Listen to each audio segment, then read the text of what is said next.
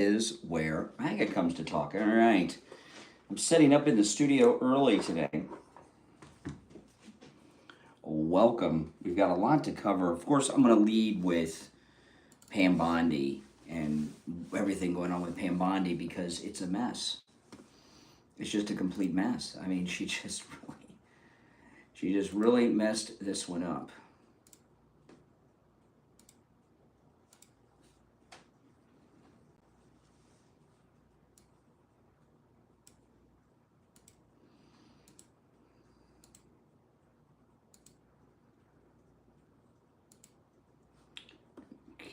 Start with that.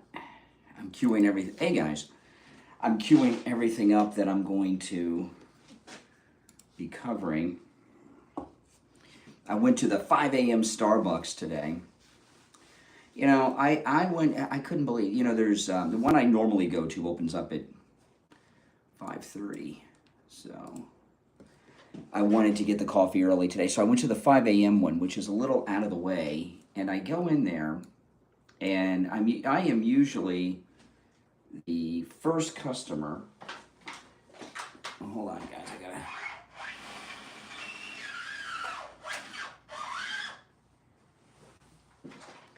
I'm just aligning my screen. Okay. Oh, and I've got to put the mic in. Hold on.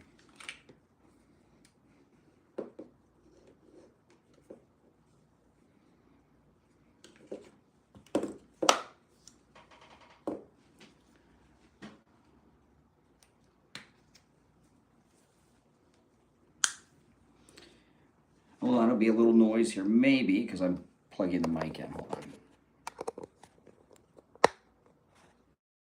All right, there we go. That should be better. Yeah, so I go to the 5 a.m. Starbucks, and whatever Starbucks I go to, I am pretty much always the first customer. I go in there, I can see in the window, there's 3 people ahead of me, and I'm like, oh, what was even the point, right? You know what I mean? By the time they get done, I should just go. But it worked out fine. So, because the other one's not even open yet. So I'd still be there and have to make, you know. But anyway, I go in, I can see those people in there. It's all these girls that, I don't know how young they are. They're like coming home from a club. And they're all completely hammered. One of them is wearing, this is just one of them's wearing like a thong. And I mean, she should never be wearing a thong under any circumstances, even at home in private. I mean, I couldn't believe. I mean, my goodness. My goodness. Yeah, it was just, you know. Oh my goodness. I was embarrassed for her. But anyway, so I'm here. So I'm going to open up today talking about. Well, you know, how many times do I tell you, when you're out on the road at 5 a.m., there's 2 people on the road, people going to work and people coming home from the 5 a.m. bars and club closings. And they obviously were from the club closings. So I'm going to open up talking about everything with Pam Bondi because, I mean, that was just freaking insane yesterday, what happened with Pam Bondi, right? There's no getting around it. Just completely nuts.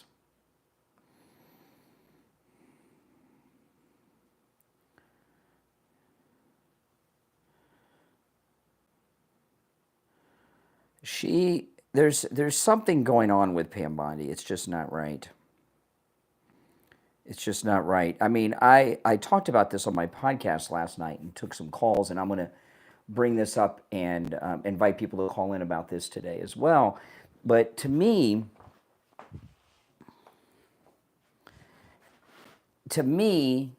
it seemed like Pam Bondi was really covering, right, for someone. Yeah, you're on the air. What's your name? Where are you calling from? There's something going on with Pam Bondi. Yeah. It's just not right. You're on the air. It's just not right. I mean, all right. They're just listening to me. That's fine. Okay. At least they got me on. They got the right thing going on. But it just seems to me that she was covering for someone. and that she's lied to the president. What do you guys think? You're on the air. What's your name? Yeah, it's Jerome. How you doing? Hey, Jerome. Yeah, you called me. What's on your mind? I don't know what's going on. You seem really upset about Pam Bondi. Why are you upset about Pam Bondi? I wouldn't say I'm upset. I'm saddened. I mean, you seem upset. Yeah. Because she's obviously covering something up. Oh, what is she covering up? What do you think she's covering up? The fact that Trump's on the Epstein list? Well, we know Trump's not on the Epstein list. Well, we know he is. The victims have outed him. No. The reason You could ignore that fact. it's not a your opinion is not a fact. Your opinion's not a fact. Yeah, I mean that is a fact that they reported. Let me ask you something. Are you just a rude person all the time? I mean, can you have a normal conversation? You talk fast like a hysterical woman. Can't you just calm down and have a conversation? You sound like a disturbed individual when you talk like that. Okay, I think this is a very strong case. I think you're kind of overexerting yourself. This is what I'm talking about here. You can't even have a conversation. You know? Brian, that's you. No, a conversation isn't where you keep interrupting. You hang up on everyone all the time, Brian. It's obvious. I hang up on people because this is a professional program. You interrupt people all the time too, so I don't understand. I'm the host of the program. I'm hosting a professional program. I'm not some idiot that you're talking to at out in public. It's a whole different thing. I mean, you kind of are one. I'm a what? What you refer to yourself as. A professional broadcaster, absolutely, yeah. But here's the reason why we know Trump's not on the Epstein list, that it's not even up for debate. The people that oppose Trump, the deep state, the Democrats, the Republican establishment, have done everything to try to stop him from getting reelected, right? The whole lawfare, shooting him and all this stuff. If they had him in the Epstein files and on the Epstein list, they would have released that years ago to get him out of the race, and it would have been very effective, but they didn't. So the fact that they didn't release it is proof that he's not on it. I mean, you can keep repeating it all you want, but that's the way it is. I mean, you repeat things all the time like they're facts, and you're caught lying half the time, Brian. So, like, I don't know. Witnesses in court have testified that Donald Trump was seen at Jeffrey Epstein's properties multiple times. He was eyeballing Sarah, and Sarah had, quote, and verbatim, quote, "Oh, Donald, she's not here." I'm not familiar with any. I'm not familiar with any of that. I've never heard that before. No, of course you're not, because you know he's on the list, Brian. You're coping right now. And there's a difference. There's a difference. Well, then you should be much. There's going to be a day when you guys have reprisals for everything. Then you should be happy. Everything you've done, all the souls you've sold down the river. Then you should see the reason I hang up on you is because all right, goodbye. The reason I hang up on him is you hear how he talks. He just won't stop talking. He's completely deranged. Really a sad person. I mean, I have no problem talking with people that disagree with me at all. I really don't. But you've got to be able to take pauses and have discussions. All right. So anyway, let me ask you guys.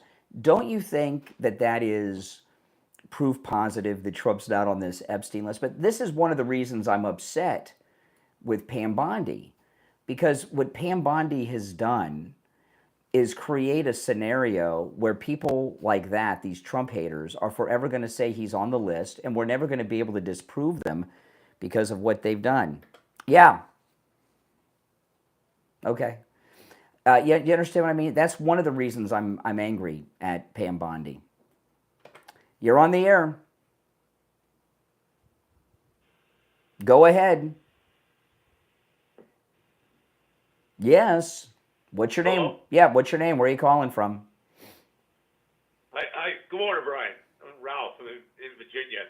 Hey, Ralph. Isn't it a possibility that maybe the bigger picture wasn't worth pursuing? For example, the victims, could they be protecting the victims?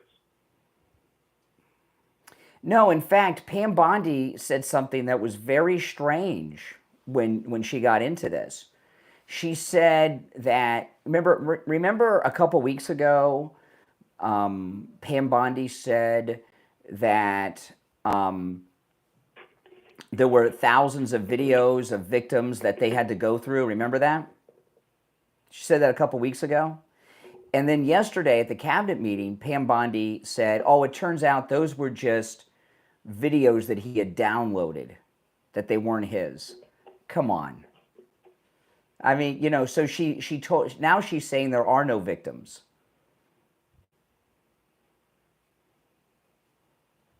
All right. A lot for you to handle. All right. Appreciate the call. I know it's early in the morning. You know.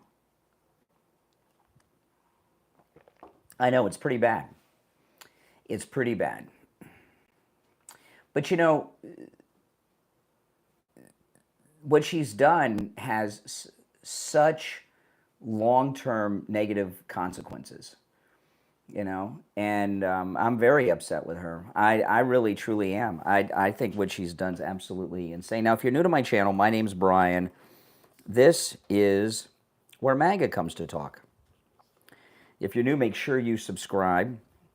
We'll be live on the air in, I don't know, about a little less than 20 minutes. And then we'll get the show started. This is the pre-show you're getting right now.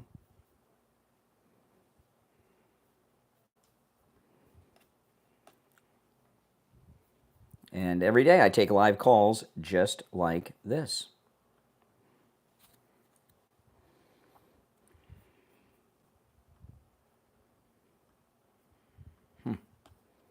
That I don't understand. Okay, there we go. I'm still setting up, guys, so you got to bear with me just a little bit. Yeah, I'm glad it's Wednesday, and I'm not gonna get into this now because I want to tell the story on the air. You guys would not believe what happened to me during the show yesterday was completely insane. And then after the show, it even got stranger.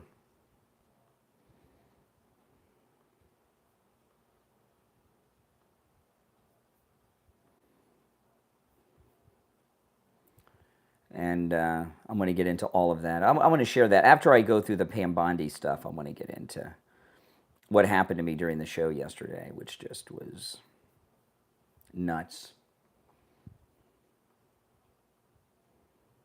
But what Pam Bondi has done,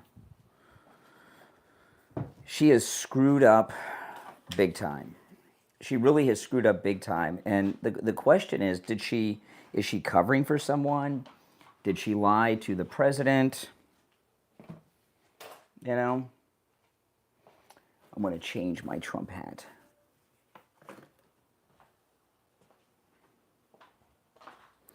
You guys don't mind? I put on my Trump 2028 hat. I love this hat.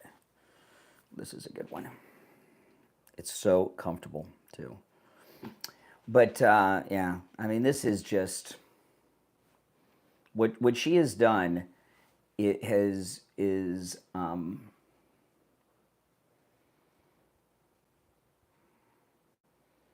just caused us years and years of problems. Years and years of problems.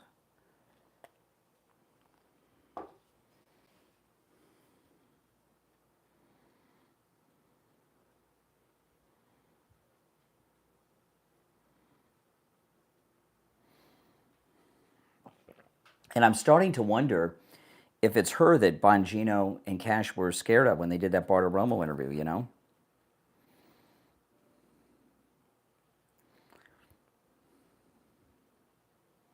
Makes you wonder.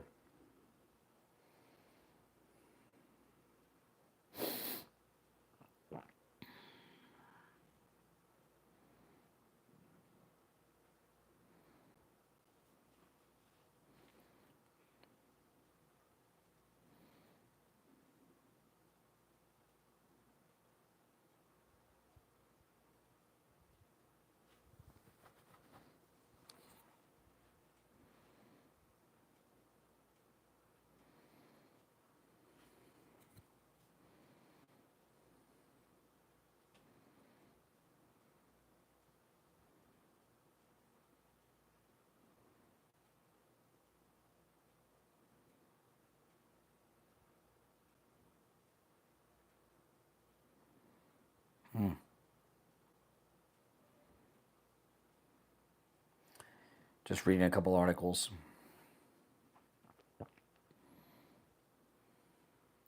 Do you know, this is, there's two things about Pam Bondi, other than this, that are just bizarre and crazy. She, when she was Attorney General, the governor was Rick Scott, who he was the governor before DeSantis, and he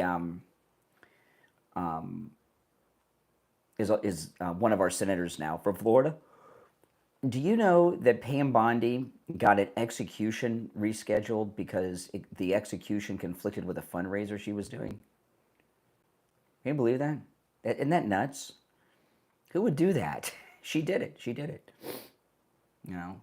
But not many people know about that. And the other thing about her that I learned yesterday, I know that's nuts, isn't it?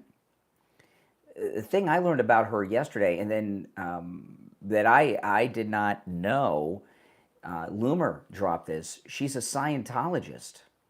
Cancun. Hey, Mike is in Cancun. She's a Scientologist. I wonder if the president knew she was a Scientologist. I would not want a Scientologist in a position of power. Would you? Would you trust a Scientologist to be in a position of power? That's just weird. Everything I've heard about Scientology is bad. Scientologists are weird. Yeah.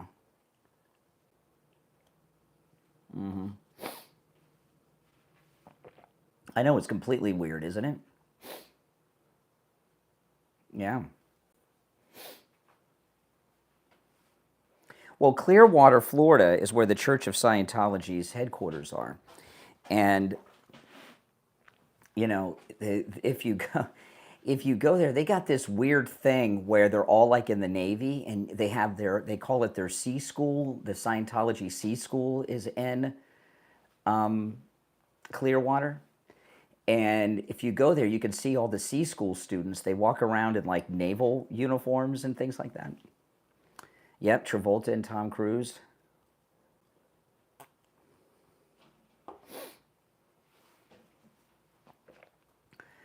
I know, that's why Travolta lives in Florida.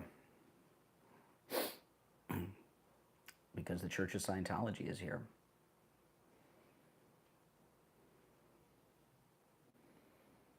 Yeah, I had some weird stuff happen to me yesterday. Yesterday morning, the last 30 to 45 minutes of the show yesterday off the air was a complete personal chaotic disaster for me. And because two things happened during the show yesterday that just, And then right after the show, something else happened. I'm going to tell the story on the air later. It was just a strange day. I don't want to tell it now because I don't want to tell it twice, but I should have told it during the, I couldn't tell it during the show yet. Well, part of it I could have, but there were three things that happened right in a row, and it was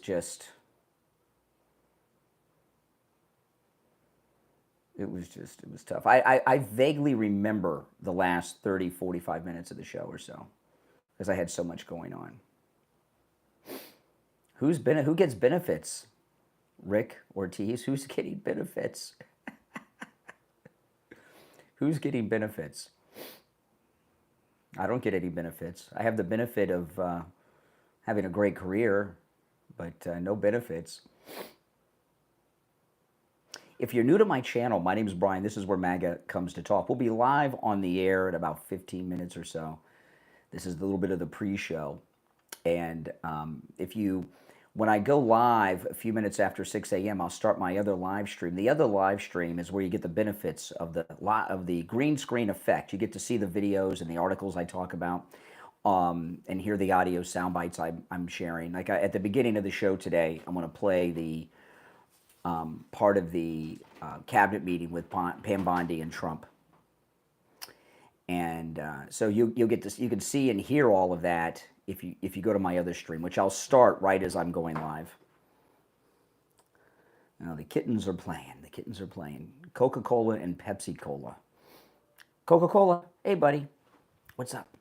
Oh. Pepsi. Yes. But here on this stream with the green behind me, obviously you can see and hear me, and you'll also be able to hear the callers. But the audio sound bites, the videos, the articles I play, you have to watch on the other stream to see those. Yes, welcome everyone. So jump over there for all of that. Oh man, oh man. A little bit of the pre-show, which I started early today. I didn't do the earlier stream beforehand. I was just taking care of things. But when I'm going to lead with all the Pam Bondi stuff and take your calls. And then when I tell you everything that happened to me during the show and right after, you'll be like, oh my goodness.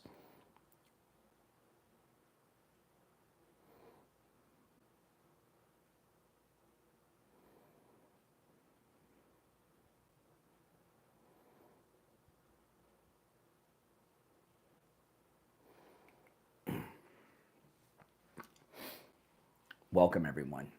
Welcome. But make sure you guys jump over to the other stream when I start that, which will be shortly, about 15 minutes or so. Yeah, I mean, you know, what Pam Bondi has done is a disaster. She really needs to be fired. I mean, tell me yes or no. Should Pam Bondi be fired by the president? He's got to be pissed. He's seen all the outrage since that meeting by now.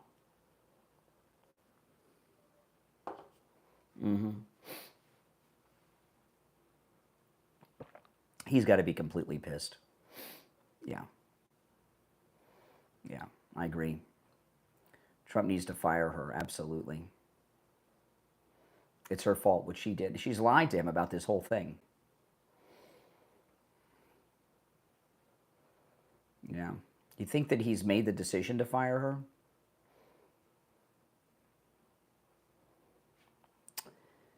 You're on the air. What's your name? Where are you calling from? Yeah, good morning. Good morning. Hey, Richie. It's the pre-show, Richie. I watched that very carefully yesterday, and for some reason you're back, right back to where you always are. President Trump does nothing wrong. I'm not saying he did anything wrong, but it's obvious to me that she didn't lie to him. She was telling the truth in the beginning, and he, for some reason that I don't know, and I'm not gonna question that he's the president of the United States. He made the decision those tapes are not coming out, and I don't think it's because he's on it, but I think that she doesn't do a thing unless he's running the show. Everyone says nobody in that administration will do anything out of line. He's got to know everything going on first. There's no way she lied to him. I think she's just a bad liar, and it was obvious to me when he interfered yesterday with that reporter's question that was a setup. You could see before he even finished, she was saying, "Go ahead," and then she got a smile on her face. I actually believe that he has stopped this whole thing in a nutshell. And he knows that this is important to American people. No, why do you think he would do that? I couldn't tell you why he would do that, but his judgment has got to be there. If you believe in him, you got to believe in his judgment that those tapes shouldn't come out. And I don't think it's because he's on it. He's protecting somebody else. Even the word protecting might be wrong. I think that it could be. He had to weigh it. President Trump weighs things. It's either we all know what's going on, or certain people he doesn't want. Well, you know, now what's gonna happen now, though. See, here's the thing. We're gonna see now how Trump reacts, because Trump, you know, he follows media and social media, and he has changed his position on things based on reaction of the MAGA people, right? Of the MAGA, and so like I'm gonna, when the show starts in a few minutes, I'm gonna go over all this. But you guys are getting the pre-show.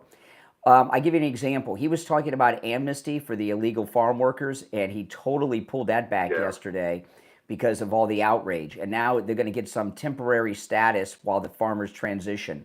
So, so now he's seen the outrage. I don't think Trump was aware of how passionate MAGA people are about the Epstein case. Brian, I don't think he realized. That was one of the biggest issues. That was one of the big, I'm going to expose everything. Mm-hmm. But the thing is, I think he made the decision. She's not lying. She's lying now. He tried to save her yesterday. You don't want to talk, and then she couldn't help herself. Yeah, he did. He tried to save her. And then she couldn't help herself. But Brian, I think they knew ahead of time if that question came out, this is what was going to happen. To me, it was so set up. It was ridiculous. Oh yeah, of course. Everybody knew that question was going to be. Oh yeah, the body language expert. I saw that guy. What did he say? What was his take? I saw some of that. Yeah, he said that she answered right before he finished speaking, and that usually she was too quick on it. What does that mean? What does he say that means? She knew it was coming. Everybody knew it was coming. Yeah. That's why everybody was watching it. Yeah, and then President Trump, that was a very bad, President Trump's not a good liar, man. I mean, you could obviously see, what do you mean that people are still thinking about that? I mean, he knew, it's so obvious that this whole thing. No, let me tell you. Let me tell you. I'll tell you this. Okay, I haven't covered the Epstein story that much. I mean, I'm aware of it, and because you're in Florida. In Florida, we've been hearing about Epstein years before any of the rest of you. He was in court in the local news every day for years. Remember, he was trying to adopt one of the women he was involved with. It was all kinds of weird stuff. But it's never been the big issue to me to follow because there's so many other things. And I think with Trump, it's the same thing. He knew about it. He was concerned about it, but it wasn't a big issue with him, and I just don't think he realized what a big issue it is to so many of his supporters. You're dealing with children that were, and the biggest pedophile. What Pam Bondi said yesterday, this was a crazy thing. She said yesterday that all those tapes of the thousands of victims were not his victims; those were videos that he downloaded off the internet. Really, all of a sudden, I believe that like I believe them. Yeah, I believe that like I believe that the moon has got crazy. Exactly. I mean, what the hell? I mean, that she just told a bold-faced lie. Yeah, but she's a bad liar, man. I think Pam Bondi's great. I just think that she was going to expose everything, and I think President Trump made the decision this is not good for the country. I know he had to weigh it. And, like you say, he weighs things and then he goes with what he thinks is right. Let me tell you, the outrage yesterday from MAGA people, I've never seen such outrage.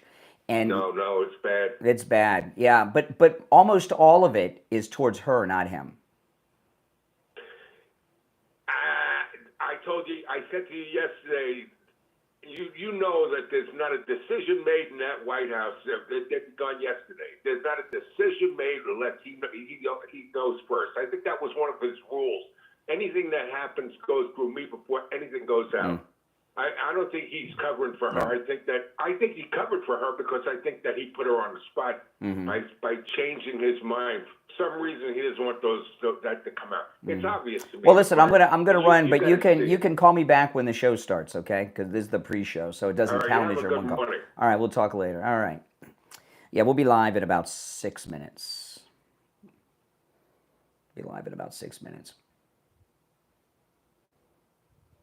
Now, I'll start the other stream when the show starts, and there you'll be able to hear the audio sound bites I play and see the videos and everything. Because I want to start, I got a lot of audio sound bites to play today, so you won't be able to hear or see them in the stream with the green behind me. You'll have to go to my other one, which I'll be starting when we go live.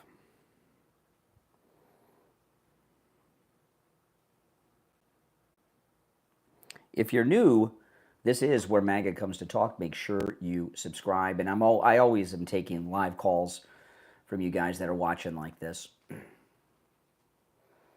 Who do you blame, Trump or Bondi? I blame Bondi. That's who I blame. But who do you blame, Trump or Bondi?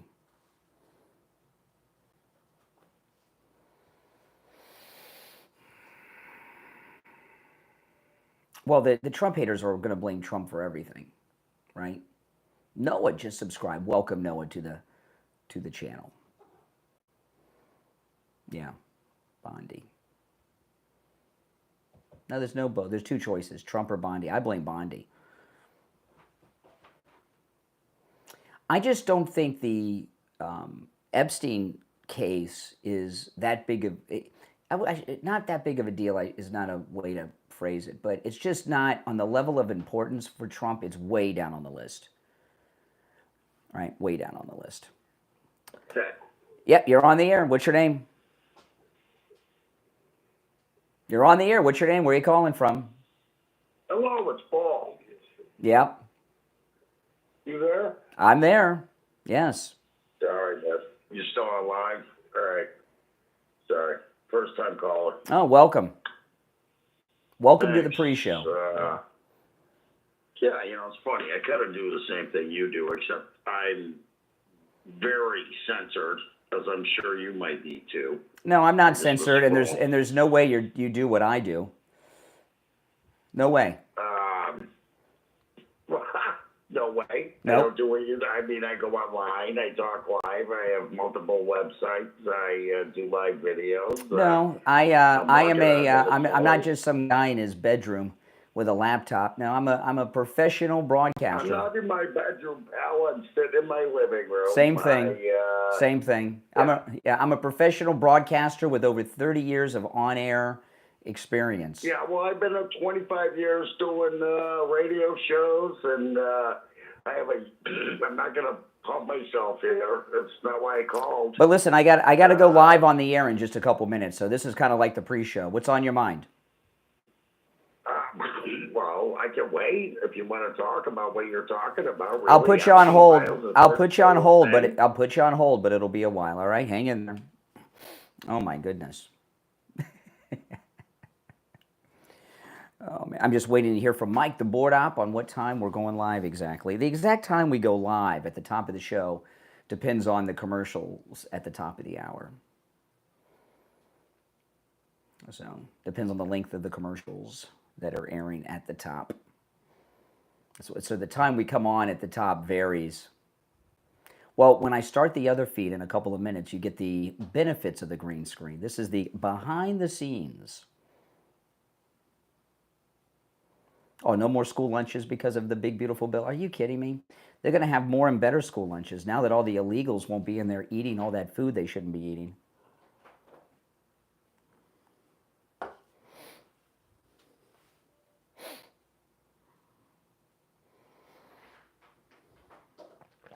We'll be on the air in about 6 minutes.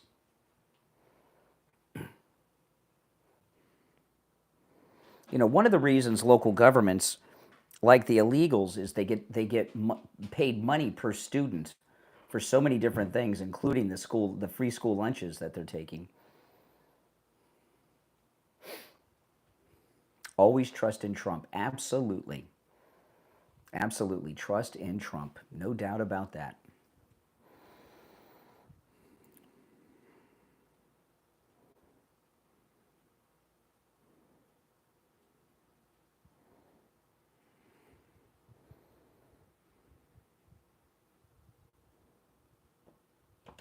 At this point, if you call in, I'm not going to take any more calls live until after we start the radio show. We'll be live in about 5 minutes. So if you're calling in now, I'm just going to put you on hold. They get money from the federal government for every student, and the local governments and the state governments for every student they have enrolled. They make a profit off the free lunches even. Right? There's so many backroom deals going on with the money being made, corrupt money being made from the illegals. That's one of the reasons Zohan's not going to win in New York, because the Democrat Party bosses aren't going to hand over control of their corruption machine to Zohan and his people. It's not going to happen.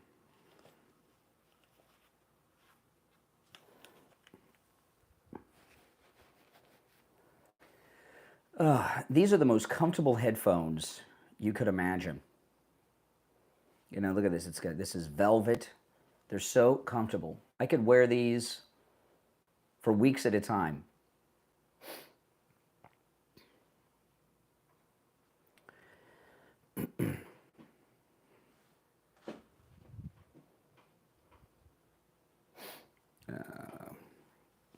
I'm waiting to hear from Mike.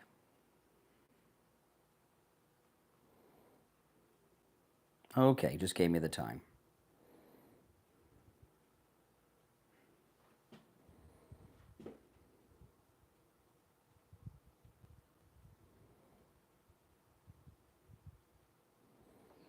Okay. We'll be live in a little more than 3 minutes.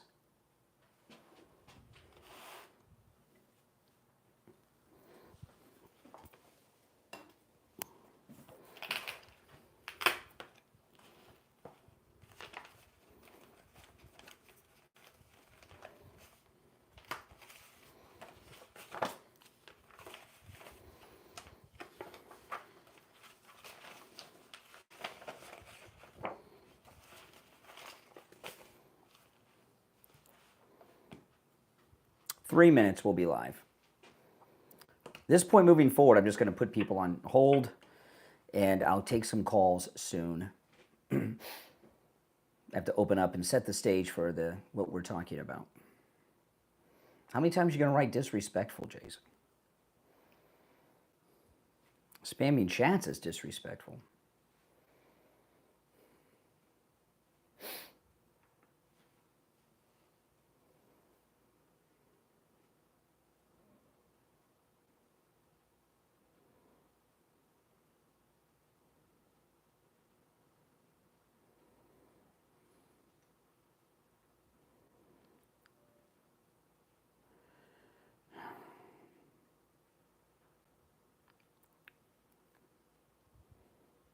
About 2 minutes. We got about 2 minutes. I'm looking at my text messages. Mike, the board op at the radio station, is texting me. That's all. You know, Mike texts me what time we're coming on, what time when we're in breaks, what time we're coming back, what live reads I have to do for commercials and things like that are on the commercial log, things like that.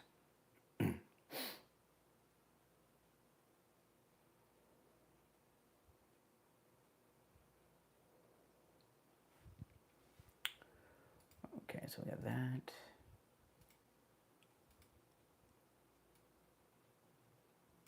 Okay.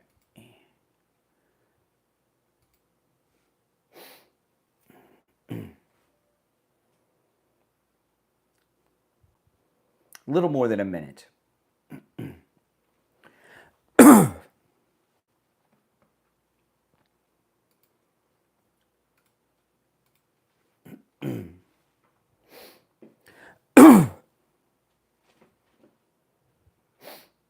If you're on hold, hang in there. I'll take some calls in a bit. I got to open up the show and set the stage for what the topic is today.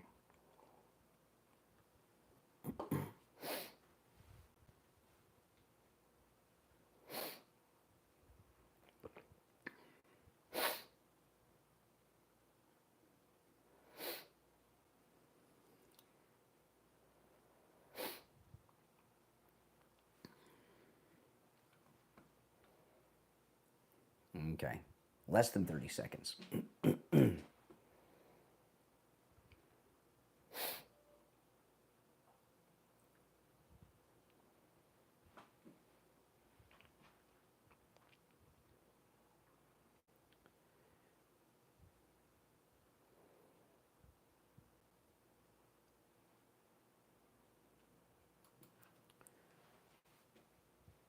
Welcome to the program, everyone. My name is Brian Craig, and of course, you are listening to Florida's longest running radio show, the Steve Kane Show, on the radio since 1977, celebrating 48 years on the radio, and next month will be the 49th year.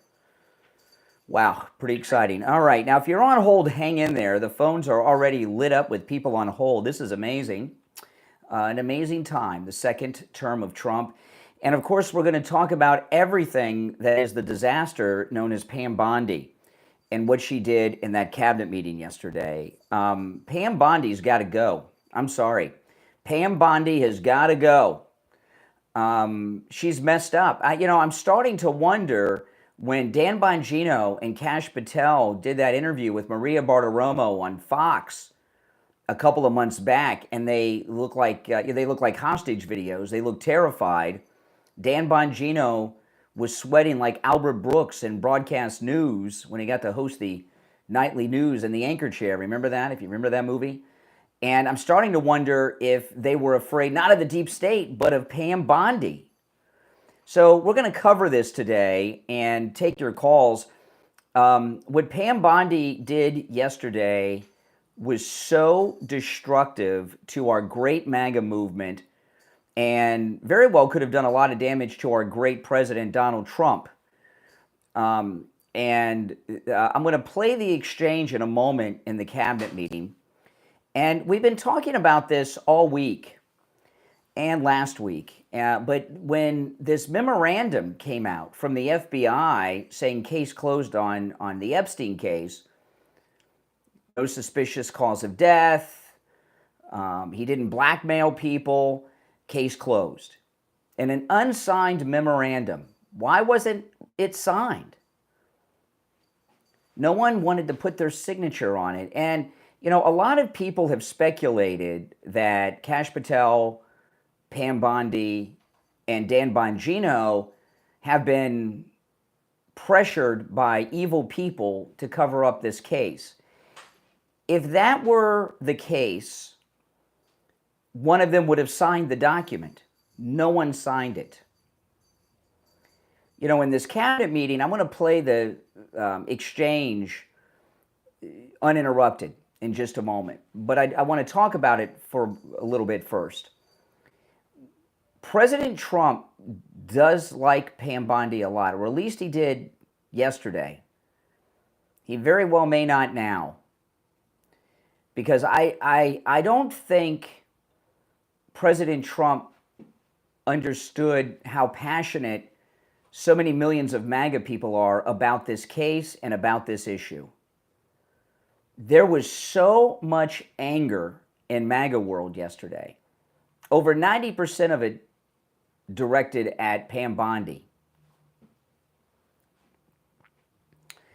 And I want to play this exchange. President Trump tried to save her, and she made things so bad and so much worse than they already were. Now, this cabinet meeting yesterday, we all knew this was going to come up in the cabinet meeting, right? In fact, out of all the cabinet meetings, this may have been the highest rated of all of them, because we know that President Trump, who's the most transparent president in history, that he live televises his cabinet meetings, which this was, and they also turn in the press conferences for him and the cabinet.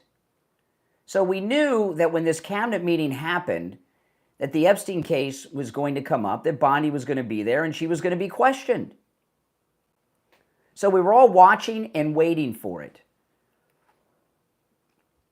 And then when it happened, the things that Pam Bondi said were insane. And frankly, it seems to me, listening to Pam Bondi and the way she handles this, she's the one that's covering this whole thing up for some purpose, for someone maybe. It sounds like, what I've been talking about the last couple of days about this case is that out of everything they could have focused on, why this? And in this way so quickly? There seemed to be almost a desperate need to say this case is closed, nothing to see here, and move on. Now, we know 100% Trump is not on this list. And the reason we know that, and we got to repeat this all the time, but the reason we know that is because the Republican establishment, the Democrats and the deep state did everything they could imagine doing to try to stop Trump from returning to the White House, right? I don't have to go through the list. You know what happened in the last 4 years. If he were on that list, if they had any information on him from that, it would have not been leaked out. It would have been very publicly released long ago when it was. So we know that there's not some cover-up involving Trump.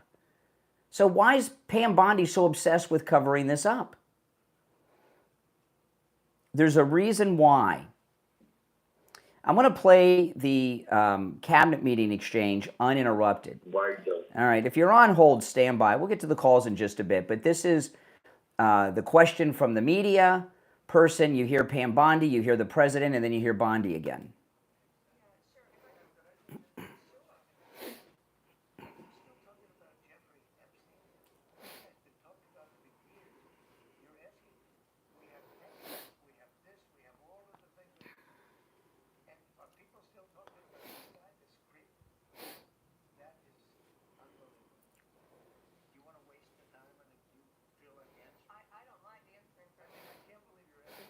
Mm. At a time like this, where we're having some of the greatest success and also tragedy with what happened in Texas. It just seems like a desecration. But you go ahead. Sure. First, to back up on that, in February, I did an interview on Fox, and it's been getting a lot of attention because I said, I was asked a question about the client list, and my response was, it's sitting on my desk to be reviewed, meaning the file, along with the JFK MLK files as well. That's what I meant by that.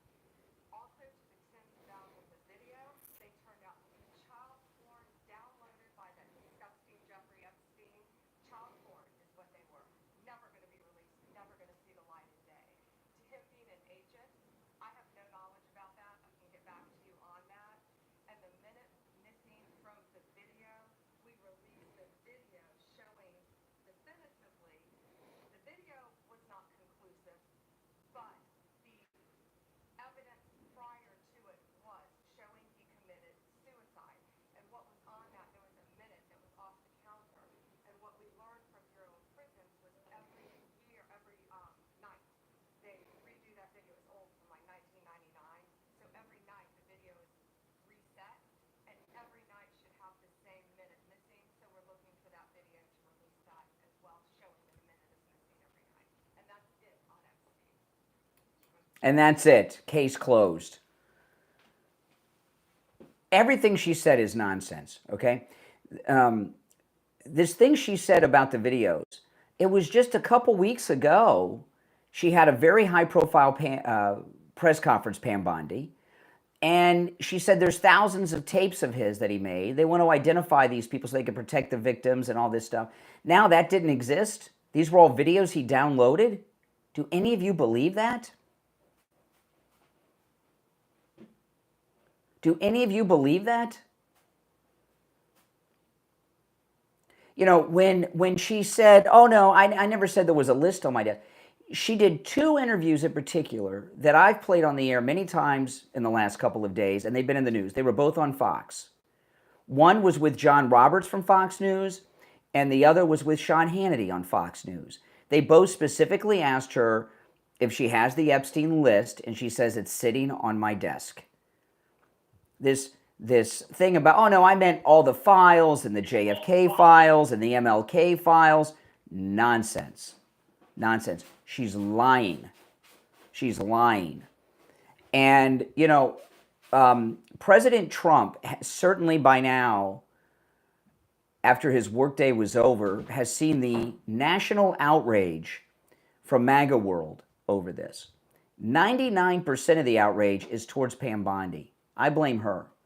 I think that Bongino and Kash Patel have been afraid of her. I think she's the one been putting the pressure on them, not some outsiders, for the reason I said earlier. If they were getting pressured from these evildoers we keep hearing about, one of them would have signed that memorandum. It was unsigned. I think this is all about her. Is she covering for someone? She sounds like she's got an obsession to shut the discussion of this case down. All right, if you're on hold, hang in there. After the break, we'll get to the phone calls. I want to remind you guys, a week from Saturday, July 19th, a week from Saturday, come meet me at Attorney Barry Siegel's Medicaid seminar. It's Saturday, July 19th. That is 1 week from this Saturday at 10 a.m. at his Boca office. I'm going to give you the number. It is completely free, but you do need to call and let them know you're coming. Because it's at his office, space is limited, and they need to know how many seats they have to set up and everything, okay? And I'm looking forward to seeing you there. I've not done a personal appearance on a Saturday. I can't remember since, Okay, and I know a lot of you work during the week and haven't had an opportunity to come to any of the appearances I've done because they're usually during the week. So come out. It's Saturday, July 19th at 10 a.m. In Boca at Attorney Barry Siegel's office. Here's the number, 855-FLA-3782. 855-FLA-3782. And you can also go to the website, siegellawgroup.com, and get the number there. Give them a call, and I'll see you on the 19th, Saturday morning, a week from Saturday, at Attorney Barry Siegel's office. I'm Brian Craig. You're listening to Florida's longest-running radio show, The Steve Kane Show. We'll be right back.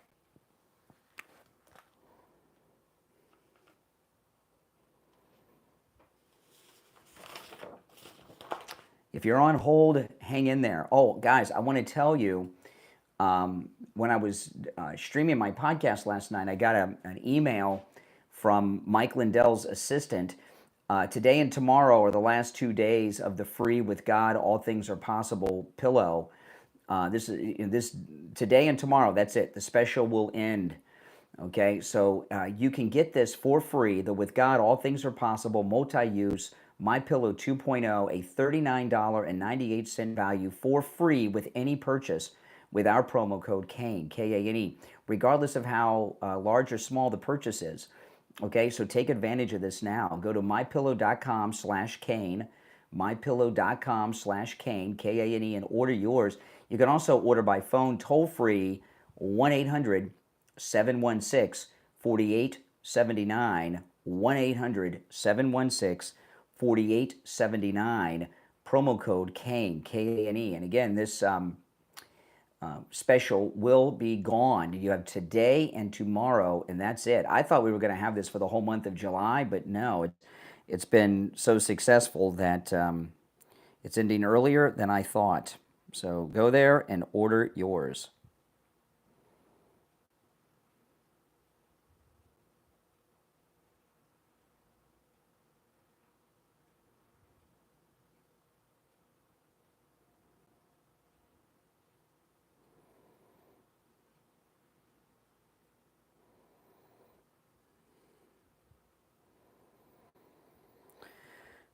All right.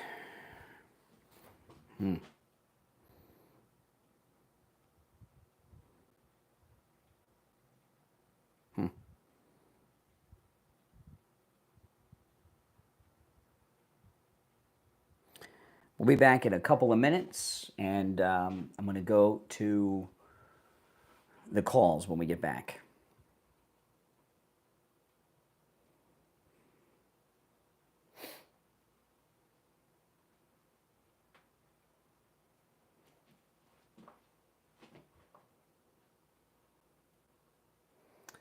Yeah, those of you that watch on the stream with the green background, if you go to my other stream, which is going on now, you can hear the audio sound bites, see the videos, and get the effects of the green screen. This one's just kind of like a behind-the-scenes view of everything.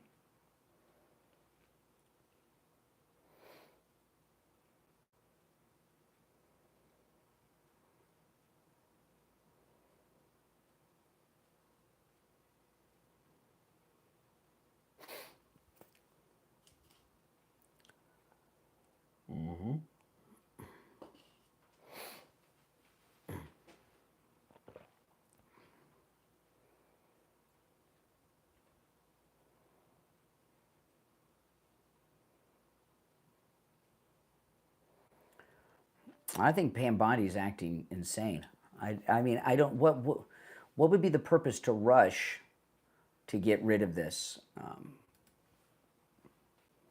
And what they've done with Pam Bondi has made this so much worse, so much worse.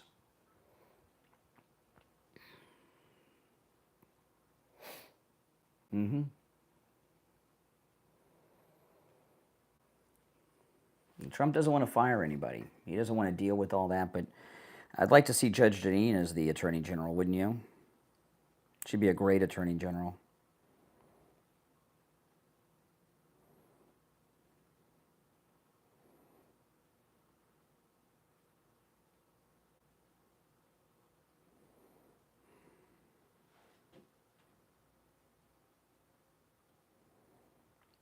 Wow.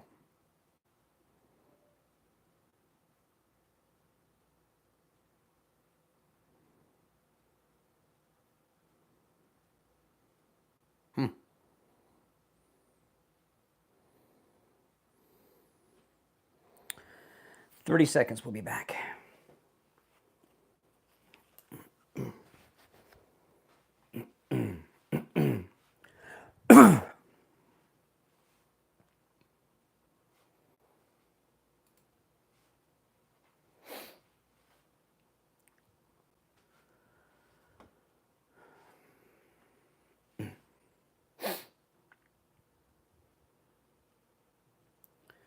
Welcome back, everyone. I'm Brian Craig. It's the Steve Kane Show, Florida's longest-running radio show. We're talking about this disaster that Pam Bondi has caused. All right, if you'd like to call in, please do. I'm going to take some calls now. The number is toll-free, 1-888-465-2631, 888-465-2631. You're on the air. What's your name? Where are you calling from?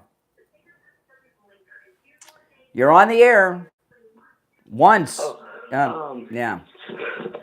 Fabian Lojano from Texas. I'm the guy who asked about the U.S. president a couple streams ago.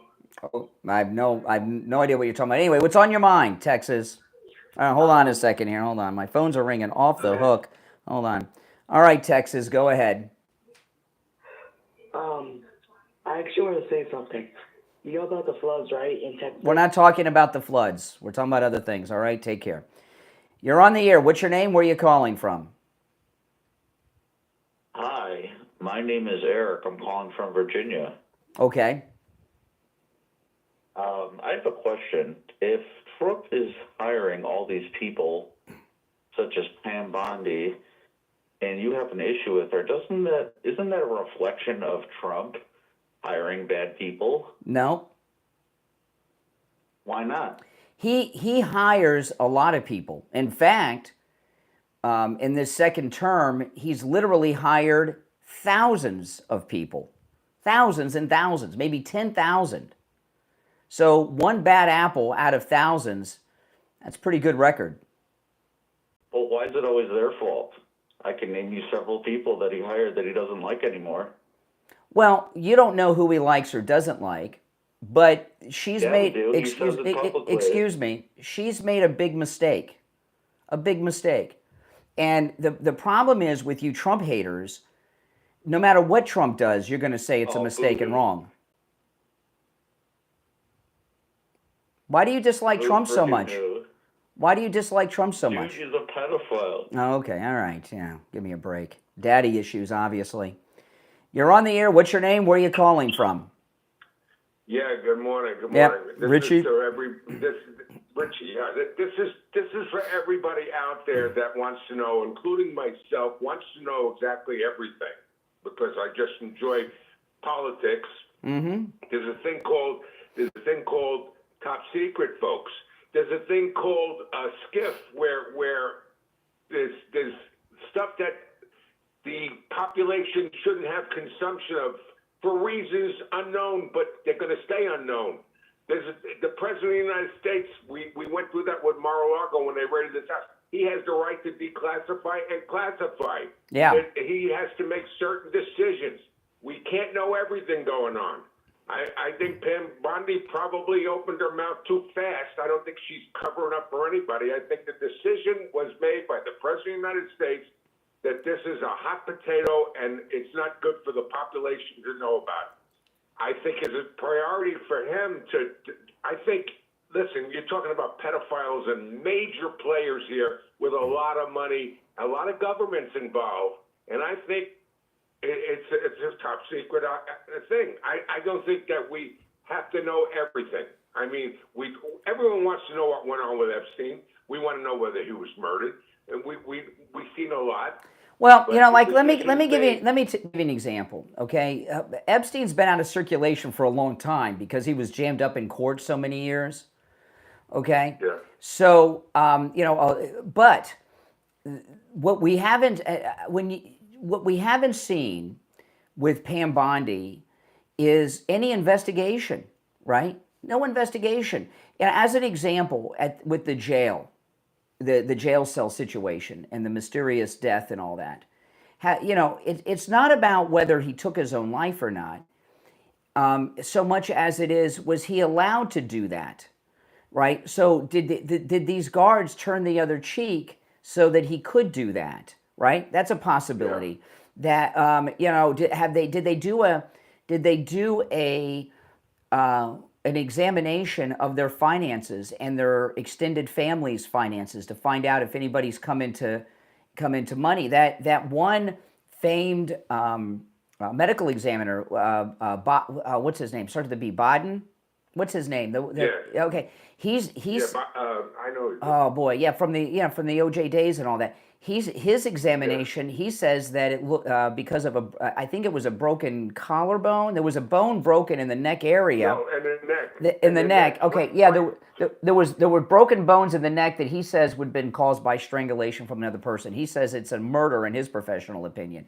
And if Pam Bondi would have had a press conference and said our investigation determined nothing to see here, and this is what we did and found and investigated and spoke to and she didn't do it. She just said nothing to see here, case closed. That's it. No, nothing else to say. Yeah, they try to shut it down fast. Everyone knows. That's right. I don't think we're ever going to know, even though President Trump's going to see that a lot of us are upset. He had to weigh it. It's whether we're all upset or whether it protects governments and very high people that could affect our lives on a daily basis. There's no green lighting to being a pedophile. No, this is a cover up, and I'll tell you, like 5 minutes after the cabinet meeting, Byron Donalds, who's running for governor in Florida, and he's tight with Trump. Byron Donalds gave an interview with Benny Johnson right after this cabinet meeting, and he says, "When I'm governor of Florida, I'm going to release all the Florida records on Epstein." Okay, I mean, so this is a big issue for so many people. You know that the guy that let Epstein go when he had that year and a half where he got to go home and everything like that. He under oath he claimed that he was an agent from a foreign government. Yeah. And the bottom line is this: it's a top secret thing. We're not going to. It's determined that we shouldn't know, and there's things that the public shouldn't know. I'm sorry to say that we all want to know, but that's a decision. Well, I don't know. You got it. I know people assume that he's was an Israeli agent because he was Jewish. I don't know. He could have been working for us. Both. Who knows? Yeah, no, I don't think so. See, this is the thing. There was that period that he got let free, but for the most part, most of his carryings on were years ago. So who's around in positions of power and authority to really be damaged by that and in such a way that it has to be covered up?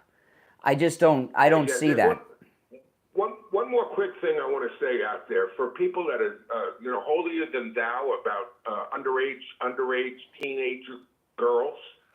You know as well as I do, if you're honest with it, there are a lot of young ladies that look older when they put makeup on. All right, Richie, I'm going to save you from yourself on that one. Oh, my goodness. I guess I'm covering up now. I'm trying to save Richie from saying something stupid. He'll be mad at me, but yeah, come on, Richie. That's crazy. All right, listen, if you're on hold, hang in there. We're going to take our break. Oh, I got to ask you, do you or someone you know suffer from neuropathy? Neuropathy's the worst. Neuropathy's the worst. When they were interrogating all those Al-Qaeda prisoners in Guantanamo Bay and they were doing the waterboarding and all of that, if they could have given them neuropathy, they would have all sung like canaries. I was waterboarded once. Steve and I, we had a personal appearance in an area so far outside our normal realm of doing appearances in a weird place. And I said, you know what? I'll get waterboarded there. And I got. Did any of you go to that? My waterboarding years ago, where Steve waterboarded me. It was not fun. I'm going to tell you, but it's nothing compared to neuropathy, and I know that because I saw how neuropathy affected Steve. The numbness, the pain, the burning, the tingling in the hands and feet, the muscle weakness, the dizziness, the falling down all the time, the feeling of pins and needles in the hands and feet, maybe no feeling at all. If you have those symptoms, you may have neuropathy. I'm going to give you Lighthouse Medical's number in a moment. They have a treatment for neuropathy that works. But if you have any of those symptoms that I went through, go and see them. Take advantage of the no-charge consultation. They'll examine you and find out if you have neuropathy. I remember some of I had a grandmother and a great-grandmother. My great-grandmother, on my dad's side, it seemed like every other day she was falling down and breaking something. And that was back in the 70s. I bet you she had neuropathy. and no one in the family knew. Well, Lighthouse Medical not only has a treatment for neuropathy that works, they have a treatment for neuropathy that lasts. Steve had his neuropathy treatment from Lighthouse Medical 3 years ago, and his neuropathy symptoms, they haven't returned. They can help you no matter where you're located in America. If you can't make it into their office in Pompano, that's okay. They can still help you. Here's the number, 754-222-6642. 754-222-6642. And online, lighthousemedicalcenter.com. We'll be right back.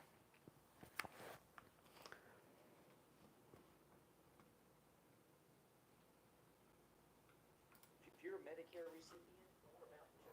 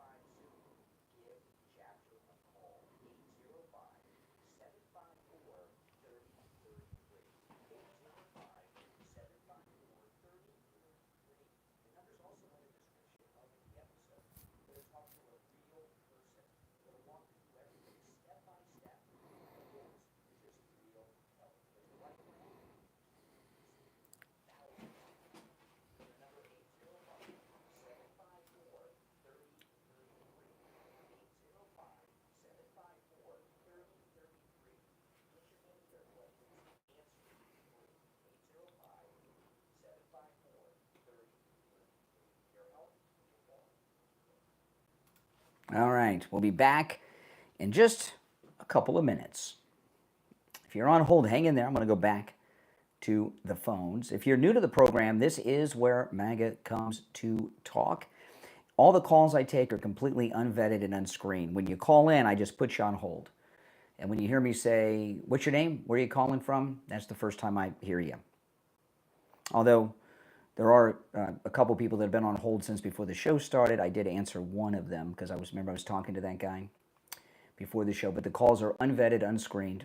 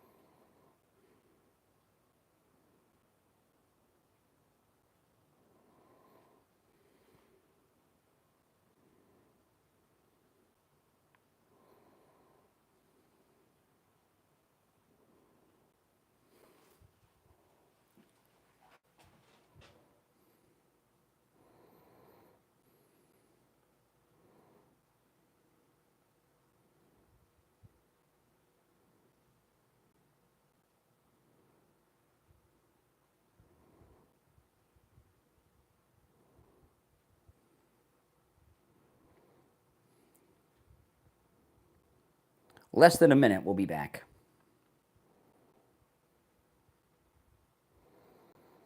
This is our bottom of the hour break for the radio stations.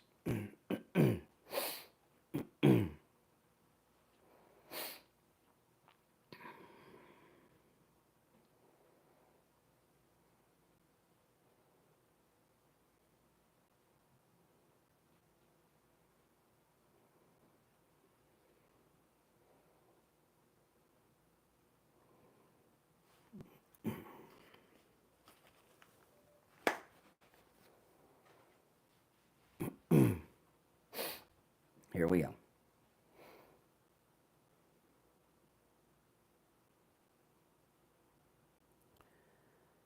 Welcome back, everyone. I'm Brian. We're going to go back to the phones. We're talking about this.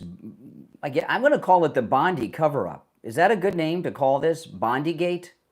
Is this Bondigate? Should President Trump fire Pam Bondi? Is Pam Bondi the one covering this up?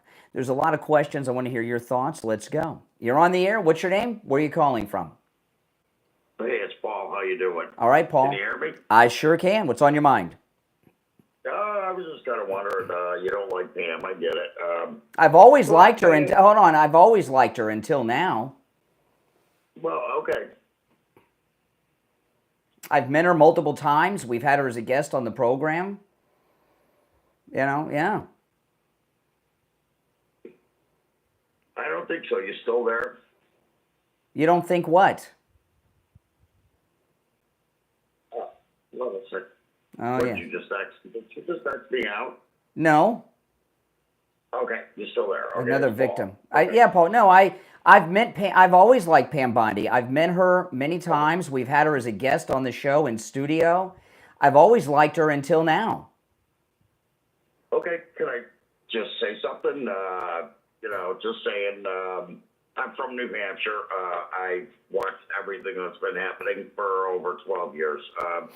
I think she's a very good AG, but I have to say, I agree with some parts of what you're saying. The big fact with me is that everybody keeps getting caught with stupid shit. All right, first dump of the day. Oh my goodness. As soon as I knew he was fumbling around with problems, I knew he'd be a problem. If you're on hold, stand by. We got to wait for the delay to re-engage. What is it with the left that they can't stop using profanity? I just don't get it. We've never had it this bad. The vocabulary of liberals is just gone off the rails. Coming up in a little bit, I had the last hour of yesterday's show, the last 45 minutes of yesterday's show, and then after the show was just one of the most bizarre experiences I had, and I had a couple of things going on in the last 45 minutes of the show that I don't even hardly remember the last 30 to 45 minutes of yesterday's program because I had something. I'll tell you guys about this later. I had something happen during the show yesterday that was just awful. Then something happened during the show towards the end that I'll explain. You heard it, but you don't know that, you don't have context. I'll tell you about it. And then after the show, a couple things happened, and it was just, yesterday was a mess and an exhausting day too. But I'll tell you what happened. And I don't like people contacting me about anything when I'm on the air.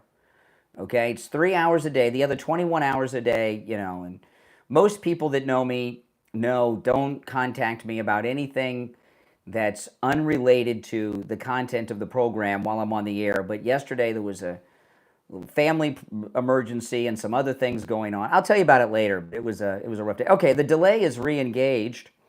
You're on the air. What's your name? Where are you calling from? Melissa in Tennessee. Hey, Melissa. Hey. Well, I just had a few thoughts, and I've been thinking about this, trying to think of what's going on here. But I just think that when Trump was at the cabinet meeting, he didn't help matters by trying to butt in and take up for her. To me, that made him look not very good. Mm-hmm. And I'm just as upset with Cash and Dan as I am her because of that Fox interview they did. They just looked like a deer in headlights during that whole conversation. And I know Trump's got a lot on his plate, with the wars and the economy and Powell. He's wanting interest rates down. And maybe this just isn't important to him, or... Yeah, I agree with they're that. just acting like it's not important. And they're acting like it's not important, but it is important to MAGA, which I'm very MAGA. And, I'm just thinking, well, maybe she's just not fit for this job. Maybe it's just too much for her to handle. I agree. Maybe she's naive. When she tells them, and I think I've heard you say this, and you can tell me if I'm wrong, but we're never going to get the list. I think you've said that. We're never going to see the list. There's nothing ever going to come of it. Well, here's the problem, okay? And they're not going to handle. Hold on. I agree with everything you're saying. Everything. And and Pam Bondi is I think she's involved in a cover up. I agree with you that this issue is not that important to Trump. And I don't think he knew how big of an issue and how passionate so many MAGA people are about this. Exactly. But so far as Kash Patel and Bongino, who I've been pretty rough on since that Bartiromo interview, I'm starting to. Yesterday I started to think, well, maybe they're afraid of her because President Trump really likes Pam Bondi, right? I mean, she's right. and they work. They go way back. Yeah, and they work under her. And they've been friends for a long time, but now she's the boss, and she's obviously got some obsession with covering up this Epstein case. You got to understand, most of what Epstein did was Florida-based stuff, and he was on trial for things here in Florida for years before any of you ever heard of him. So she and people she's connected with have there's a lot of there's obviously a lot of conflict, and I'm starting to think they're afraid of her. That Bongino was fuming and sweating over her. Right, and that may be true. But my other thing is when she says, bring me the files, they're not going to bring her the files. I mean, they're not going to say, oh, here's the files with the ex-president in it and everything else, They're not going to bring her the files. And I'm thinking, is she naive to think that if this is CIA, which I think it is, I think he was probably a CIA plant, and maybe they can't get these files. Maybe they have been destroyed. Maybe they're locked up. See, I've been saying for Hillary Clinton's been up there for a long time doing things and hiding things and people working for her. People don't document their crimes, okay? Especially these kind of crimes, because these are the worst you can do short of murder, right?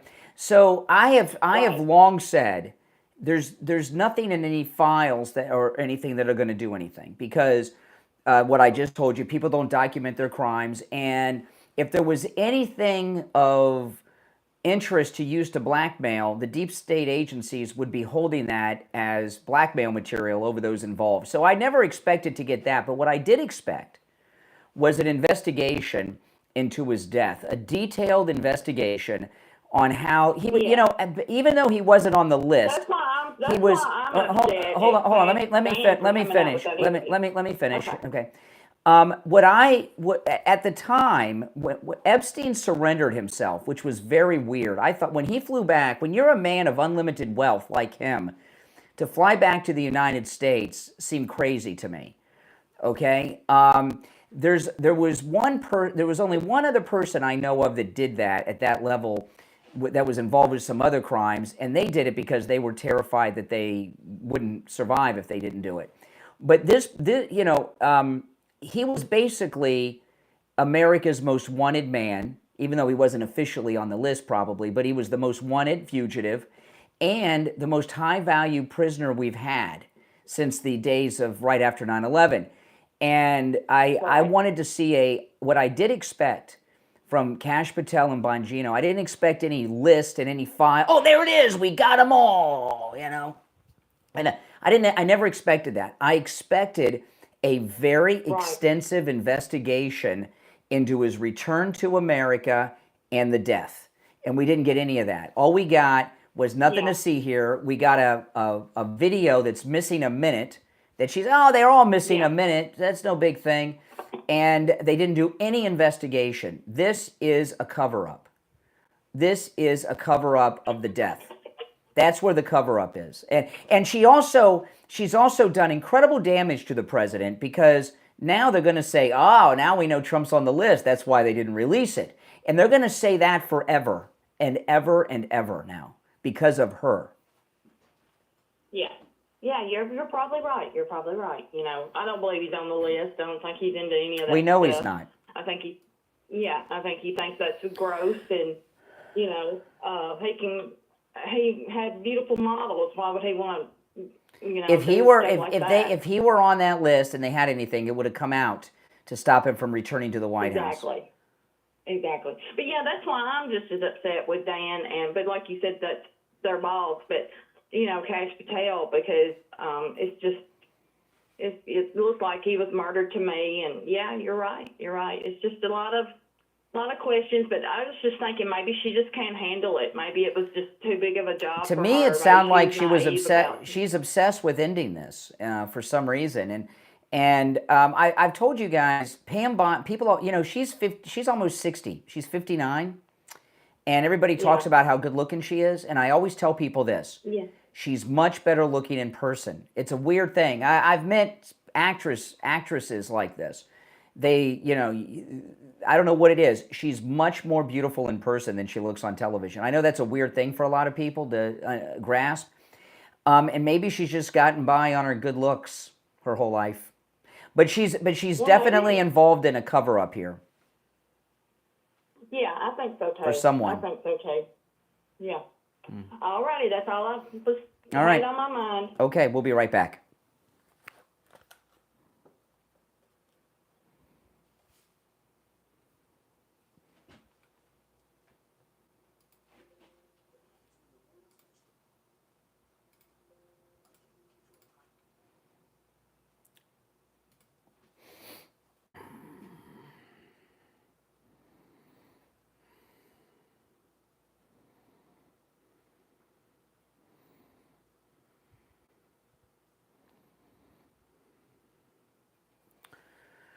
Oh, boy. We'll be back shortly.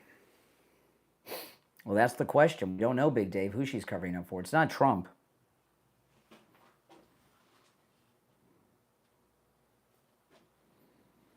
It's not Trump. That we know.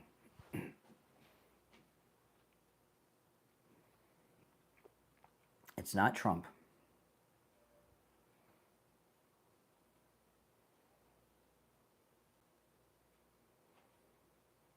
Mm-mm.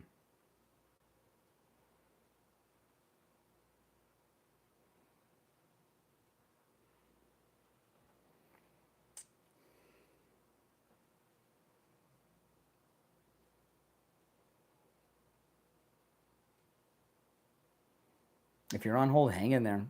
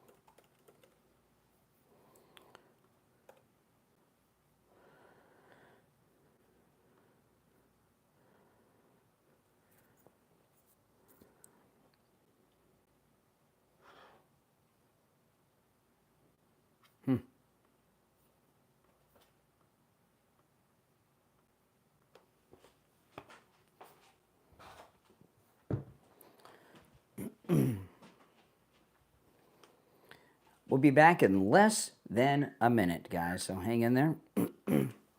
If you're new, make sure you subscribe.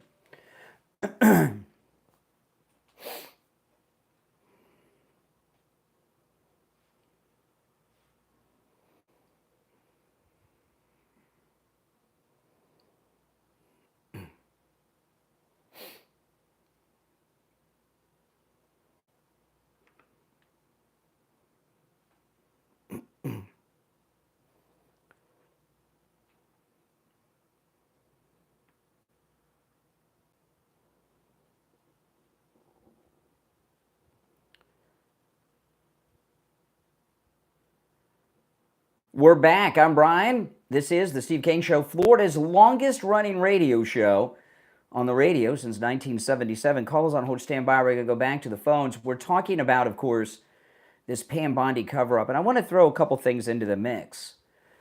Already what the left are saying, they're saying, well, of course Trump's on the list. That's why they're not releasing it.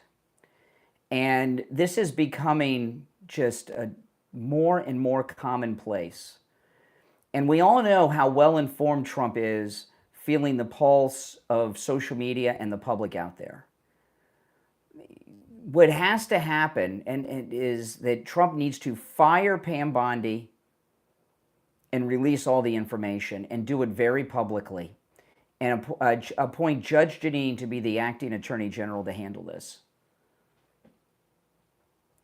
It's got to be done. It's got to be done. You know, there's some things that just linger. You know, after January 6th, I told you guys, I said, you know, the problem we're going to have with January 6th is that the left, no matter how many riots they're involved in and everything, even though this was not a riot that it had anything to do with us, they're gonna throw this in our faces forever, and they still do. You hear the liberals say, "Oh, you guys," and you know. It's going to be that way with this Bondi gate that's going on. He needs to fire her, immediately appoint Judge Jogn as the acting attorney general, and release all of this. What are your thoughts on that? 1-888-465-2631. You're on the air. What's your name? Where are you calling from? Hey, Brian. This is Ted from Lake Worth. Hey, Ted. What's up? I just wanted. Hey, man. God bless you, bro. I just wanted to. Last night, Trump on True Social, I guess he texted or he posted a couple of comments, and the one that I what do you call it? Copy and pasted. He says, "Should we just fire Pam and build an entirely new Epstein case?" Question mark. Where's that? I'm looking. I just pulled it. I just pulled it up. Where awesome. I'm look. No. I'm look. When did he say this? Made another comment too. Oh, God wait. bless you, bro. No. Don't go anywhere. I'm not seeing it. When did he say this? Oh, you know what? Copy and pasted it, and that's on True Social, I believe. I mean, he usually posts on all the platforms, but mine was True Social. I'm not seeing it. I'm not seeing it on his Truth. I'm wondering if you saw a fake post or that, because I just went through his True Social. It's not there. At 6 p.m. 6 p.m. Well, 6 p.m. would have been, what, 12, 13 hours ago? Okay, yeah. I'm looking 9 hours ago. There's something about Trump Boulevard. 11 hours ago, he's talking about the trade deals.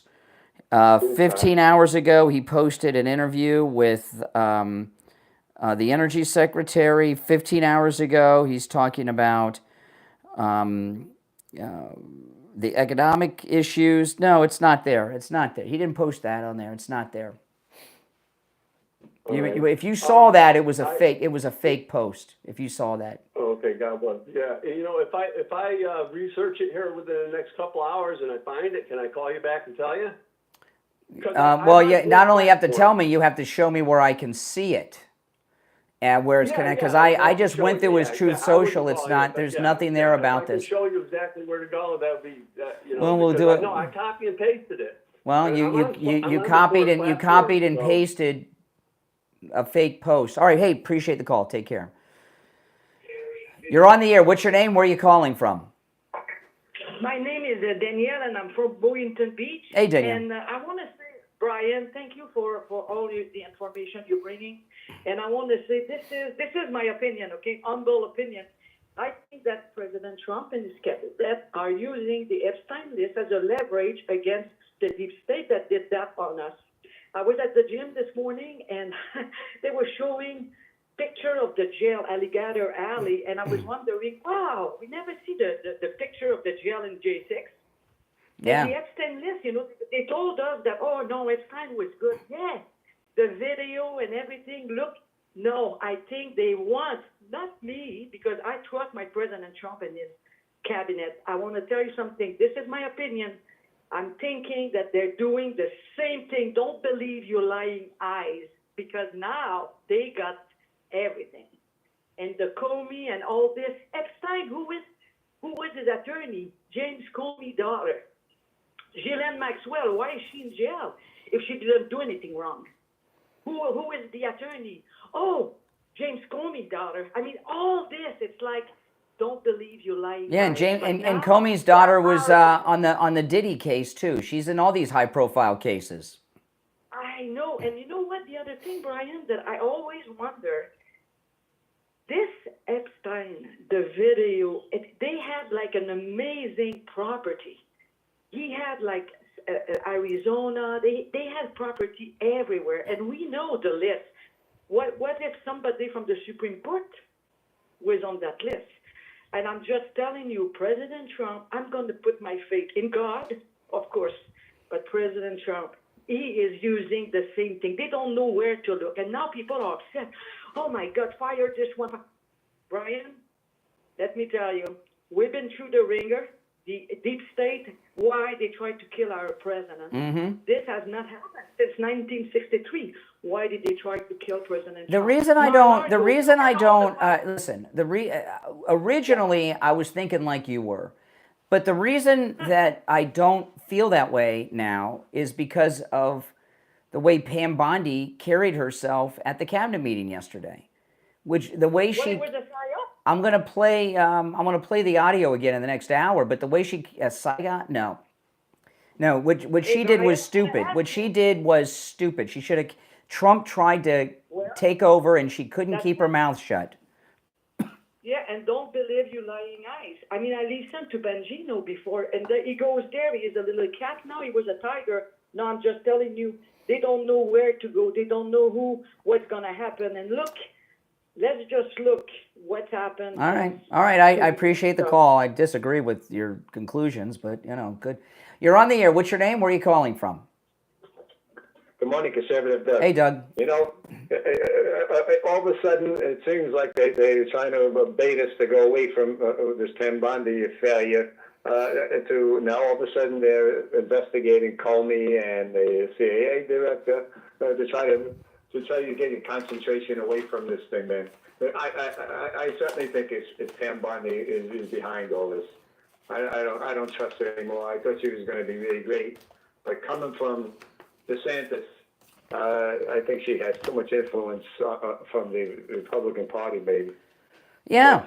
No, I don't trust her anymore. I've always liked Pam Bondi, but I don't like her anymore. Me too, man. I thought she was going to be great. But I think that she's done. Let me tell you, she did so much damage to President Trump with this. So much damage. Yep. I'm telling you, I've already had calls from people who said, "Oh, we know he's on the list because they didn't release it." Great job, Pam Bondi. I mean, come on. Yeah. You know what I learned about her yesterday? That this is something I did not know about her. Laura Loomer dropped this yesterday. Did you know that Pam Bondi's a Scientologist? I had no idea. And what do we know about Scientologists? They're weirdos. They're wackos, yeah, man. Well, the Church of Scientology is here in Clearwater, Florida. That's where their headquarters are. Their bizarro C school and everything else. And one time when she was Attorney General, she got Governor Rick Scott. He's our senator now, but he was the governor before DeSantis. Yeah. She got Rick Scott to reschedule an execution. She got it rescheduled because it interfered with a fundraiser she was doing, which is very strange. But I don't.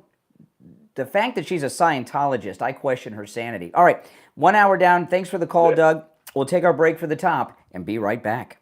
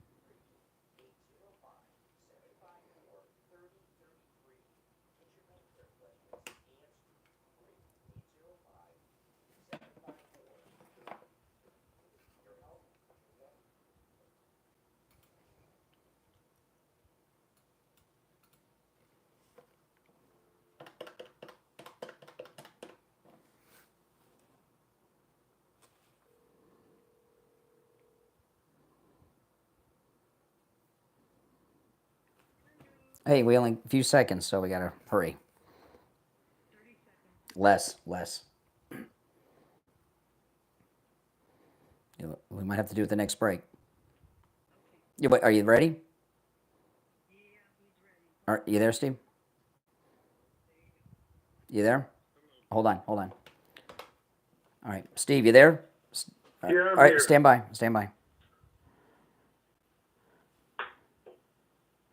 All right, hour number 2 has begun. I'm Brian. It's the Steve Kane Show, Florida's longest running radio show on the radio since 1977, celebrating 48 years on the radio. And next month will begin the 49th year. And joining us on the line, Steve Kane. Hey, Steve. How are you this morning? Okay, now before you say a word, okay, I'm going to tell you this just to the audience. You and I have known each other for a long time, and I'm just going to describe we have not talked. I don't know what your thoughts are, but I know you're pissed. You sound pissed. Am I wrong? It's very sensitive. Yeah. You picked that right up. See, yeah, we know each other well. As soon as I talked to you off the air, I said, "You're there." You just told, "Yeah, I'm here." This is interesting. Let's do it this way. So, what could you? You're right. You know me very well. What the hell is it? Could I possibly be pissed at knowing me as you do? I'm not sure. I mean, I'm talking about Pam Bondi's screw up yesterday, so it's got to be related to that. When you say Pam Bondi's screw up, what are you referring to? Well, I don't know. Well, tell me why you're angry. Well, no. Dude, let's do it this way. I'm curious what you're referring to, because I've listened to what's going on. What is Pam Bondi screw up? Her cover-up of this Epstein case. She has messed it up so bad. She has caused so many very, very passionate Trump supporters to be angry at Trump and the administration. She's done several things with this Epstein case that have just caused a political disaster for us, and I'm very angry at her about it. Well, I mean, Trump isn't angry at it. I'm not so sure about that now. I wouldn't be so sure about that. Well, the last I saw Trump last night, when I was watching, I guess it must have been a rerun of something he did earlier in the day, but Trump was pissed at reporters that kept bringing it up, pointing out that of all the important things that are going on in the universe right now, the least important is anything to do with Jeffrey Epstein, the pervert. Mm-hmm. Why the hell is the people I think he's created a monster here, see? Nobody could do Donald Trump in except Donald Trump himself. Yeah. He created this monster with you guys with what is Magda or whatever the hell it is, and you guys are making problems for me. You know, no, in fact, Steve, this Epstein. Just to give guys a little history of the Epstein thing, and something happened on yesterday's show. I got to tell you about later. A little mental note, Steve. I'll tell you about. You know how I love that. I got a call from someone yesterday on the air that you and I have not talked to in like 25 years or more. I'll tell you about it later. I don't want to get sidetracked. Someone I know? I'll tell you about it later because this is more important and I don't want to get sidetracked with our personal stuff, okay? But I'll tell you about it on the air later. The Epstein case has been going on for like 20 years. It was a big story in Florida and our local news for years. In fact, before it's a national inquiry kind of let me just explain to you, okay? I'll just to tell you, okay? The Epstein case was a local story that the media locally was obsessed with. The local newspapers, Palm Beach Post, Fort Lauderdale Sun-Sentinel, Miami Herald, had him on the front page every day for years. The local news led with him every day before any of you heard of him. Steve and I have never covered the case. I've been where Steve is at. It's not important. I mean, obviously it's important. He victimized people and he was a pervert and all that. I don't mean that's not important, but it was not a soap opera case. It's a little deeper than that. But here's the thing, Steve. You and I are kind of like lone MAGA people with that, lone conservatives with that. The Republican movement, there are a lot of people that are very deep into this case. And Pam Bondi, I don't think the president realized how important this case was to so many of his supporters. And after that cabinet meeting yesterday, strong Trump supporters that have been friends and supporters of his forever and ever were flipping out. What were they flipped out about? That Pam Bondi's covering this up for some reason, that she's given the president bad advice and she's obsessed with covering this case up for some reason. And General Flynn wants her fired. Jack Posobiec, just was going off on her. She lied. A couple weeks ago, she did 2 different Fox interviews. One was with Sean Hannity and another one was with John Roberts. He's the guy on during the day with the white hair. And they both asked her point blank, do you have the Epstein list? She says, it's sitting on my desk. Now she says that doesn't exist. 2 weeks, 2, 3. She said the Epstein file was sitting on her desk. No, they said, do you have the list? And she says, it's on my desk. She said it twice in 2 different interviews. I heard the interchange, and it was ambiguous. Then she said, a couple of weeks ago, 2, 3 weeks back, she said in a press conference that they have all these tapes. He has thousands of tapes that this pervert made, and they're identifying them. Then yesterday in the cabinet meeting, all of a sudden, those are things he downloaded off the internet. And they did no investigation into his death. And there is so much outrage about this from some of the most prominent, vocal, influential Trump supporters in the media. And what she's done, Steve, is she's caused a scandal for the president that he didn't have before. And that's a problem. It's a PR. They're the ones that are making a big thing out of the scandal. It's a nothing thing. It's a BS thing. So why are you mad at me? Why are you mad at me? I'm not mad at you. You were I'm plenty mad at the whole thing. It's ridiculous. It's stupid. And it's like these it keeps going, for me, it keeps coming back to this MAGA deal. I mean, it's like a bunch of high school kids running, gossiping. You can't get it any better than we've had it with this election. As Don said, win, win, win. That's all we've been doing. And these idiots, the followers of some of Trump's followers, the MAGA crowd, can't be happy with success. Well, I'm the MAGA crowd. I'm happy with his success, but I give you an example, okay, Steve? It's a nothing thing. No, it's not. I'll tell you what. Did you hear what Trump said about it last night? I saw it live. Yeah, it was the cabinet meeting. I saw it live. Yeah. So why all of a sudden we both usually agree that Trump is right on the money almost 100% of the time. Why all of a sudden now you're turning on Trump? I'm not turning on Trump. He's got to fire her. You are. No. He's saying forget it. It's a petty nothing thing. I think he's going to have. Now that after that cabinet meeting is when everything fell apart and the PR disaster happened. I'll tell you a couple things. I've already gotten calls this morning from liberals. Oh, now we know Trump's on the list. That's why they're not releasing it. So now she's created this whole narrative that's going to follow us forever. Oh, he's on the list. That's why they didn't release it. Another thing, when that cabinet meeting was over, I watched that cabinet meeting live. It was an hour, 40 minutes long, and I watched them all, but I made sure to see all of this because I knew this was going to come up, and I wanted to see what the reaction was going to be.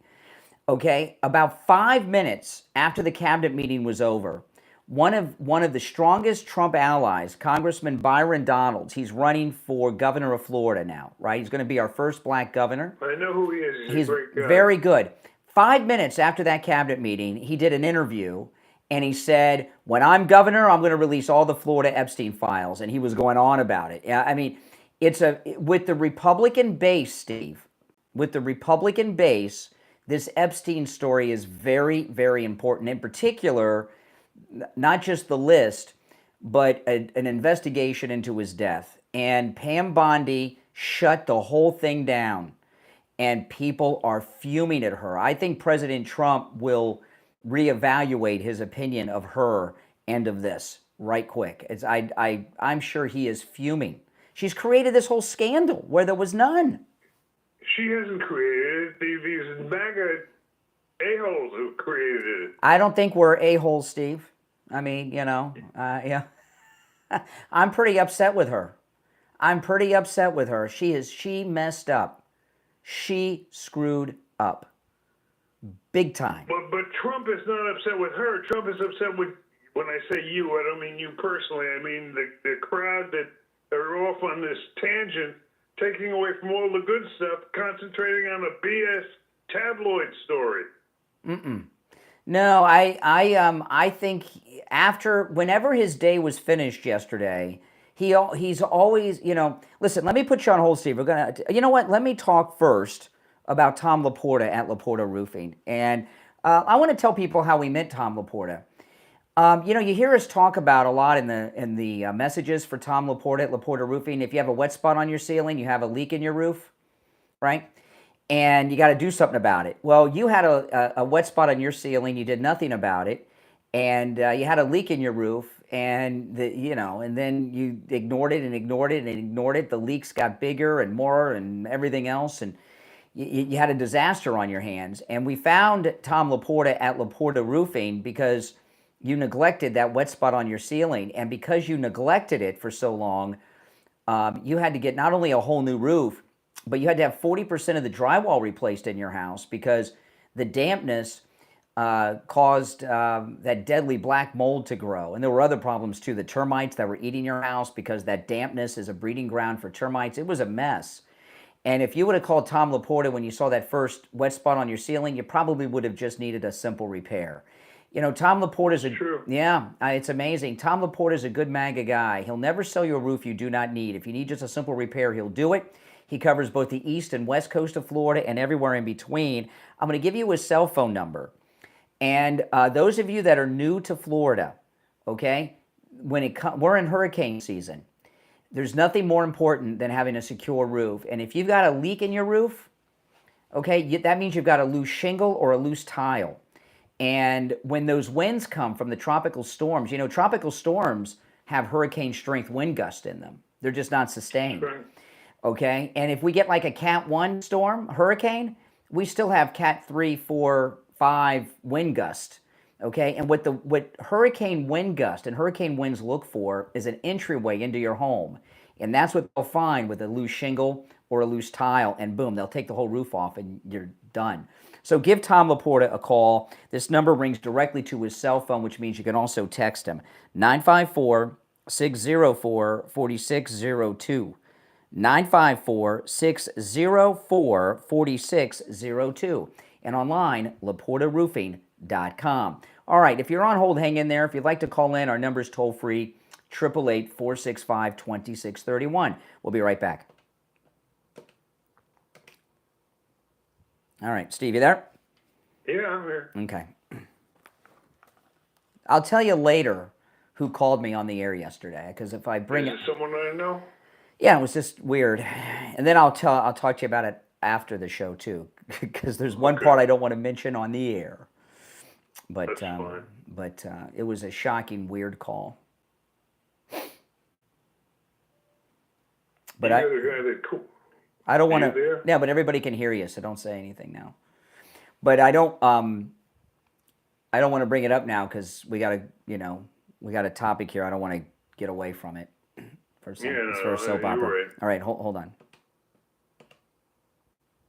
Okay, stand by. Oh, man.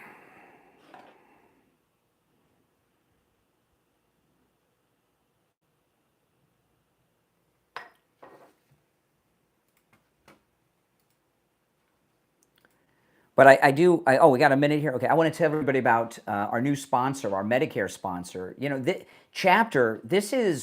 I think this might be considered our first truly national sponsor, because if you're on Medicare, if you're 65 years of age or older, or you're turning 65, no matter which U.S. state you're in, Chapter can help you with your Medicare.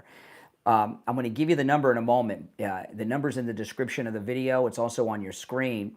When you call them, you're going to get a live person okay? And they're going to answer all your questions about Medicare, and it'll cost you nothing. They'll answer all your questions absolutely free, no matter what state you're in. Give them a call. They'll make sure that your doctors are covered, your prescriptions are covered.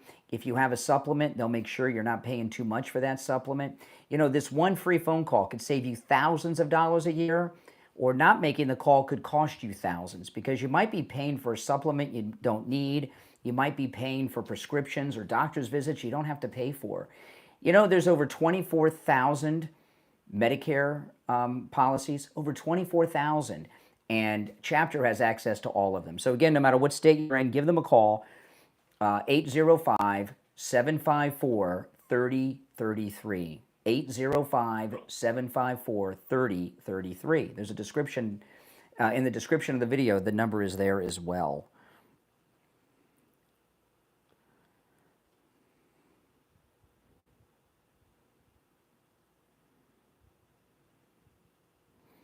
Let's see.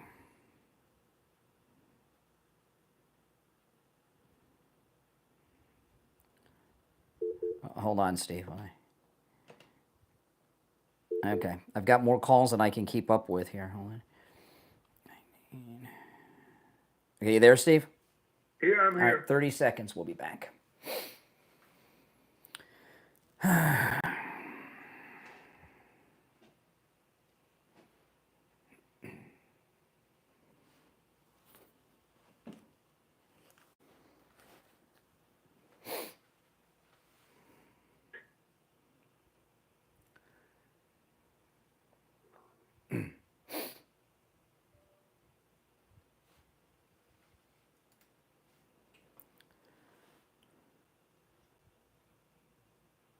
All right, we're back. I'm Brian. Steve Kane is here reprimanding me. You know, why don't I just let the jury of public opinion on the phone straighten you out, Steve? No. I want to make clear why I'm so angry. I mean, you of all people who are always so loyal to Donald Trump and who have such respect for him, he got up, he told you yesterday at that conference that I watched on television last night, he told you he's got great things going on, important things going on, major things. There were all kinds of breaking stories today, the indictment of Brennan and Comey, and all these kind of things that are going on, and you're falling off on this gossipy piece of crap story that Don has told you we're wasting time, and it's costing him energy, and you usually trust his judgment, and now all of a sudden you don't trust him. It's ridiculous. I trust. And I'm not just, by the way, I'm not just mad at you. Yeah. I'm mad at all these people out there that do this. You didn't do it alone. I trust Trump with my life, okay? And you haven't sound like it to me. I think Trump's opinion on Pam Bondi in this has changed since that cabinet meeting because of the outrage. I'll give you an example. President Trump. He told you what he said. But that was before. But that was that wasn't last night. It was yesterday at around noontime. Okay. Whatever. Okay. So after that press conference / cabinet meeting is when all the fallout happened, and we haven't heard him speak since then, Steve. So I think he's plenty ticked off at her. She's caused him a lot of problems. And I just don't. I don't think we've heard him speak about it since. We may not. He may not. You don't think he's ticked at you if he's listening? No, because he doesn't listen to the show. Nope. I don't. You don't think he's ticked at you for making a whole show out of this thing that he basically told you yesterday? Forget about it. Steve, if it were just me, maybe, but it's not. I mean, Byron Donalds was talking about it. You know, I mean, come on. Jesse Waters last night had Patrick Bet-David on. Saying the same thing. Well, these are like personal friends of his that hang out with him. Jesse Waters went, you know, Don and Eric came to his wedding. A lot of people have gotten bit by this bug, and it's not a good thing for the country. It really is not. I think what we have going here is a great momentum on all kinds of fronts, and I expect those hostile to Trump to call in with this. Not people who are supposed to be his friends. Mm-hmm. Right, well, you know, it is what it is, man. I mean, the fallout is crazy, and now Elon is going to use this issue to build up this obscene party that he's putting together. Another winner. I know. So she caused him a problem yesterday because she couldn't keep, he tried to save her. He jumped in when she was asked and she couldn't keep her mouth shut. And she said stupid stuff, okay, when she spoke, when he tried to get her not to speak. There's no way that he's not pissed. There's no way Trump's not pissed at her for going off about this after he tried to shut her down. Do you want to take some calls or not? Yes, go ahead. Go ahead. I mean, I can't believe there aren't people out there that don't see who like Trump, who don't see how negative this is. Okay. All right. Let's go. You're on the air. What's your name? Where are you calling from? Good morning, Brian and Steve. It's Jeff from Maine. Hey, Jeff.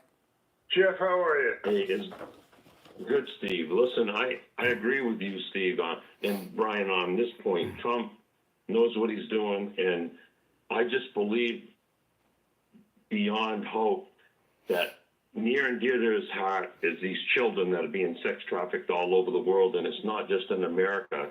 And I believe there's things going on behind the scenes, and this might be a deflection for them to keep doing what they're doing, because these people. Remember in his first term, he said this is not these people are Jeff, sick. you're way off base here. This has nothing to do with the sex trafficking that is going on with Mexico and all this kind of stuff that they're investigating. This has to do with the Epstein case. So you're way off base. Thank you for your call, though. Anyway, I love talking to you. Oh my goodness. Yeah. Didn't I tell you? I knew you were ticked off as soon as I heard your first syllable. I can't believe there aren't other people who are ticked off as well. I'm ticked off at Pam Bondi. And I bet you Trump is. In that cabinet meeting, Steve, he tried to stop her from talking, and she couldn't help herself. And she said stupid stuff. She tried to cover it. That's the problem. Cover it up. That's the thing. No, she was trying to cover up the. Her cover was good enough for me. Okay, all right, let's go. You're on the air. What's your name? Where are you calling from? Hey, hi, Brian. Steve. This is Ted again. I'm just calling back. It's on the L. Donald Trumpo feed, right? That's not Trump. That's not Trump. That's a parody site. All right. Take care. Oh my, it's a parody site. Oh my goodness. I agree with you that I would like not to have to talk about this, but it's got to be discussed. Of course you. I mean, no. What about Comey? What about Comey and Brennan? What a great story that is. Well, that's going to be a hold on a second here. Hold on. Let me answer all these 5,000 calls that are coming in. The story with Brennan and Comey, okay, that's good, but it's not. They have not been indicted, and Pam Bondi had nothing to do with it. Radcliffe. I don't know. It's not related to Pam Bondi. It's important. Well, no. More important than Pam Bondi. No, it is. It is related to Pam Bondi. Radcliffe, who's the director of the CIA, sent a criminal referral to the FBI. So Pam Bondi and Kash Patel did not indict or anything. Radcliffe, at the CIA director, who he's a good guy, sent a criminal referral to Kash Patel and Pam Bondi. So, part of the problem is, Steve, this is part of the problem you're not getting, okay? I believe President Trump brought in Pam Bondi, Kash Patel, and Pam Bondi to take down these lawfare people. And they haven't done any of that. Even this thing with Comey and Brennan, Radcliffe had to throw it at them, and she spent her first effort is to this Epstein cover-up. Her priorities are not what we thought they would be. I'm sorry. I mean, and Trump's got to be pissed at her. Got to be. You haven't seen the blowback from this, I don't think. I mean, Jack Posobiec, I thought he was going to have a stroke on the air yesterday. And I mean, he was like he was like having physical reactions. He was so angry. And there was. He should grow up. Well, all right. Well, let's find out what the jury of public opinion thinks. You're on the air. What's your name? Where are you calling from? You're on the air. What's your name? Brian and Steve, it's Patty from New Jersey. Hey, Patty. It's Patty from New Jersey. How are you guys this morning? Angry. So, yeah, I'm angry too, Steve. And I definitely agree with Brian. I feel let down.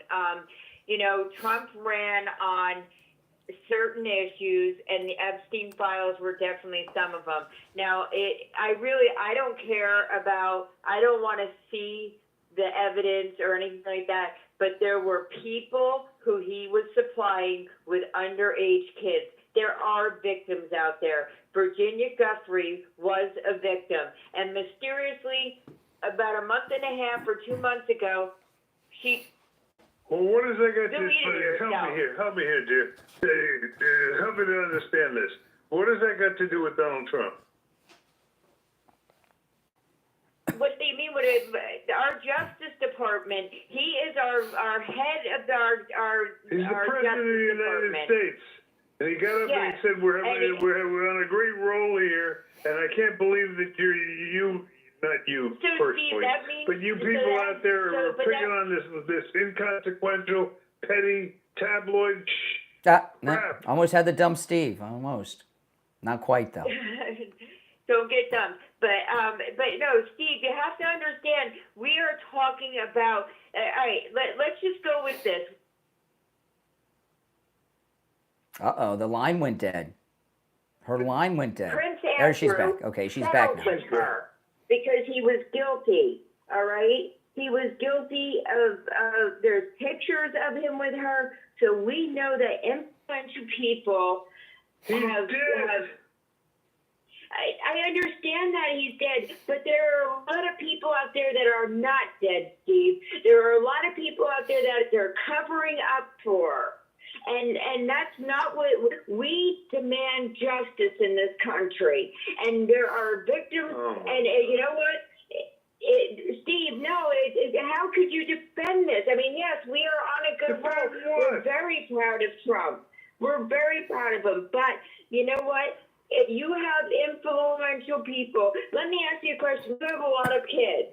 If you had one of your children who had been sexually assaulted, now this is very sensitive to me because I went to school with a guy who was sexually assaulted by a sheriff's officer, and the power that he had over that kid, he never came out and told anybody, even though what does that got to do with Donald Trump?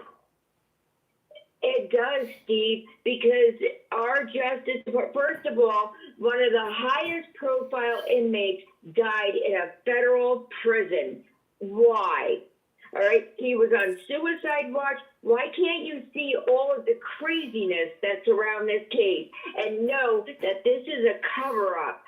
And, we want answers. We want my people. List of important things, this ranks somewhere around -1 infinity. All right, so let me ask you a question. What about Clapper, Brennan, and Comey with this Russia thing? You think we should just freaking forget about that too? No, are you kidding? That's the story of the day. I want to see those guys go to jail. But the thing is, right, we want people put in jail. We want people held accountable. And that's one of the issues, along with a list of others, all the crap they did to Trump, all right, all the stuff that happened. The person that needs to be held responsible here is dead. D.D. Steve, he was supplying highly. Why is Ghislaine Maxwell in jail for 20 years? Because she was trafficking women. We care. I can't believe that you're discarding that. All right. I'll try to get my priorities straight. Listen, we got a break. So, hey, listen, thanks for the call. I agree with you, caller. I disagree with Steve. I'm going to put you and everybody else on hold, Steve. It's the Steve Kane Show, Florida's longest running radio show. Back after this.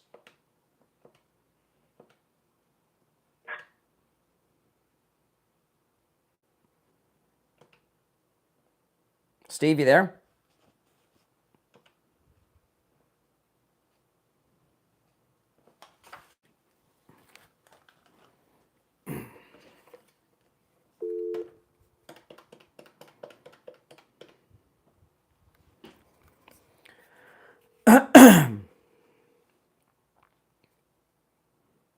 Yeah, lost you. Hold on. Okay. Hey, there's. All right, Steve. Hold on. We're at the bottom of the hour break.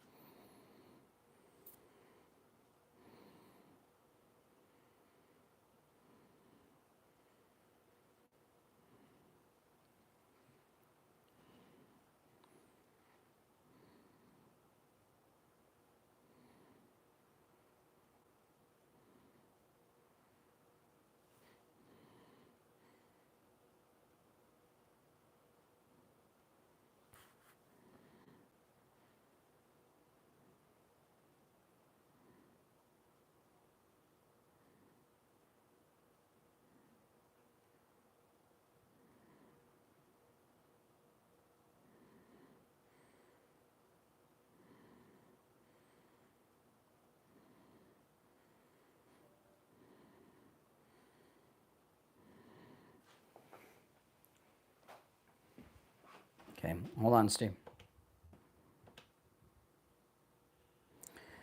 Okay. 2 minutes, we'll be back.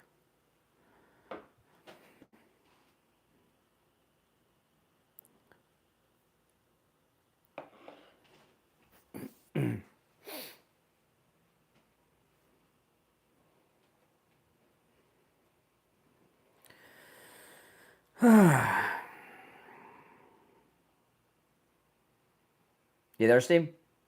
Yeah, All right, 90 seconds. You're not going to find one caller agreeing with you today, I'll predict. Let's That's see. what I want to see. Let's find out. Let's find out. Is there one caller that'll agree?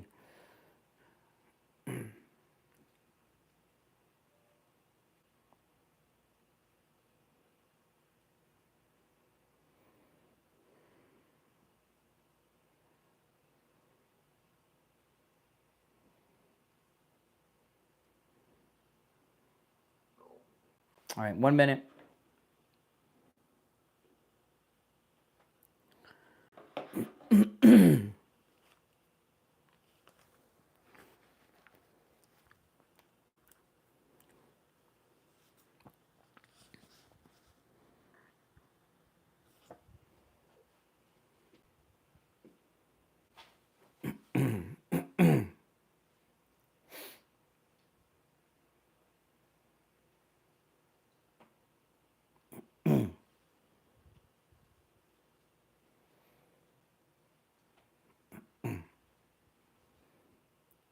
Twenty seconds.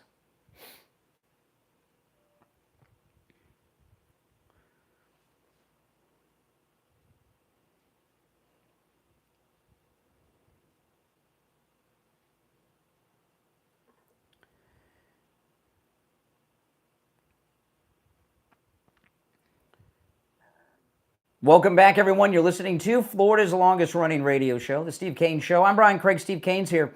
You know, Coastal Weight Loss Secret, you know, people lose 20 to 30 pounds in the first month or two regularly.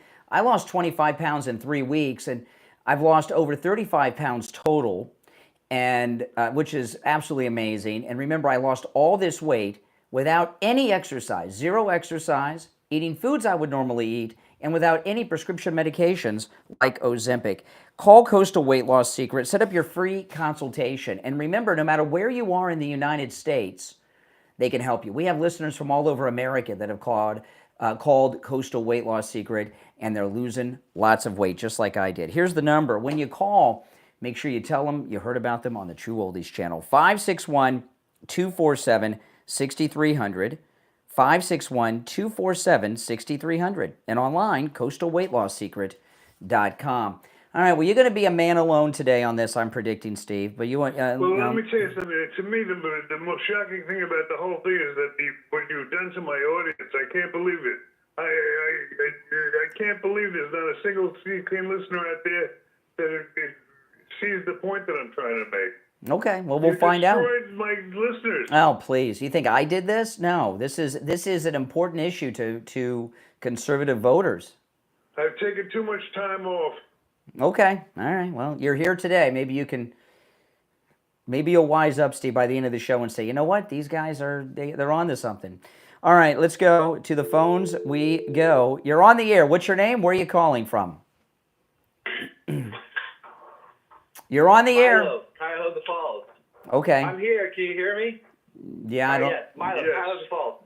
I 100% agree with Steve. I feel like. There you go, Steve.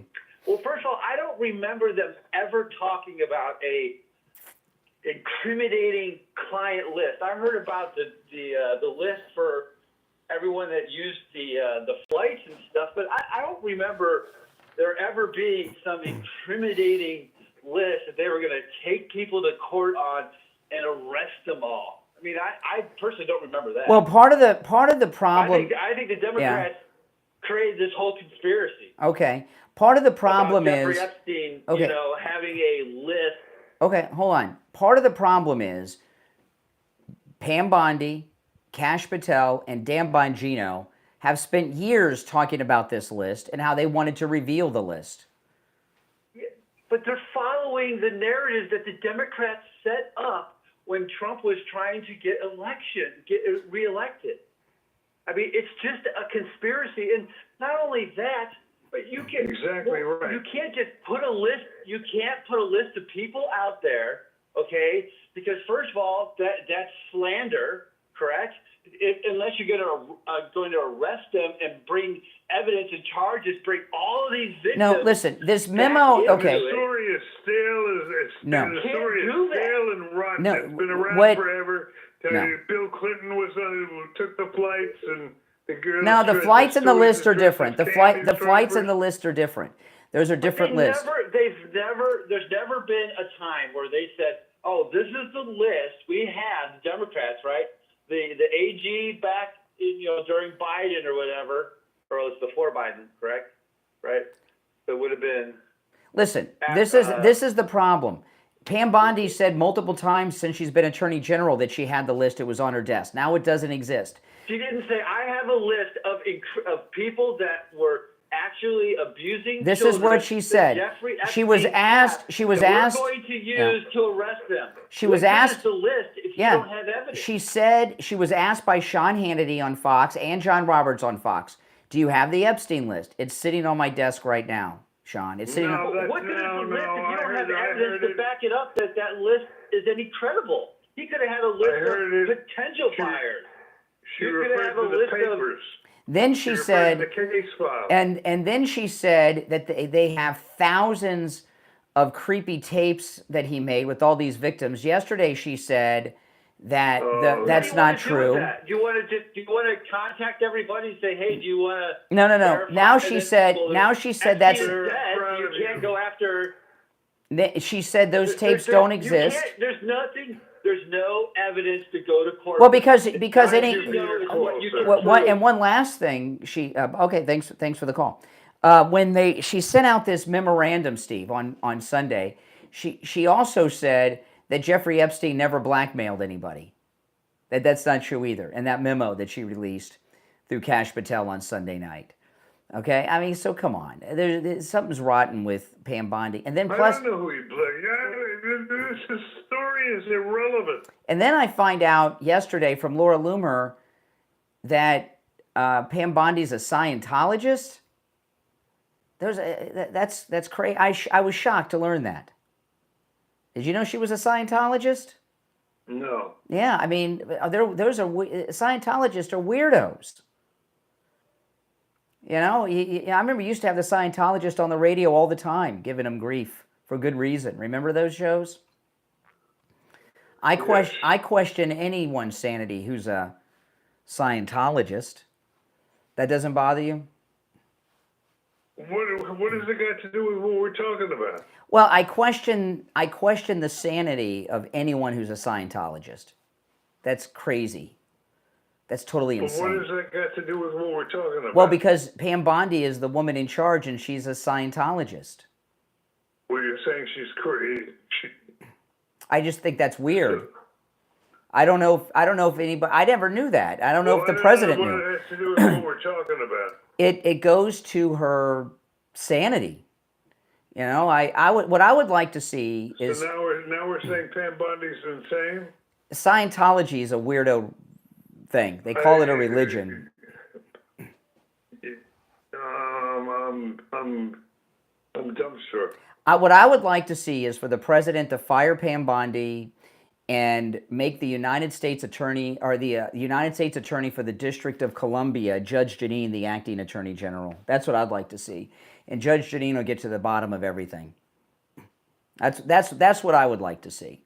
And I'm not alone in that. I think we should appoint you, and you can get to the bottom of everything. You seem to be obsessed with the case. I'm not a lawyer. You got to be at least an attorney to be the attorney general. I'm not an attorney. But Judge Jogn is. Problem is? Yeah, I wouldn't know what I'm doing. I wouldn't know how to do that job. I wouldn't know how to do that job. No, but I think Judge Jogn would know. I would trust Judge Jogn with that job, no doubt about it. You know, I learned something about Dr. Philip Appleton and his laser away pain treatment that I was unaware of, and it seems to make sense once he told me, but it never really occurred to me.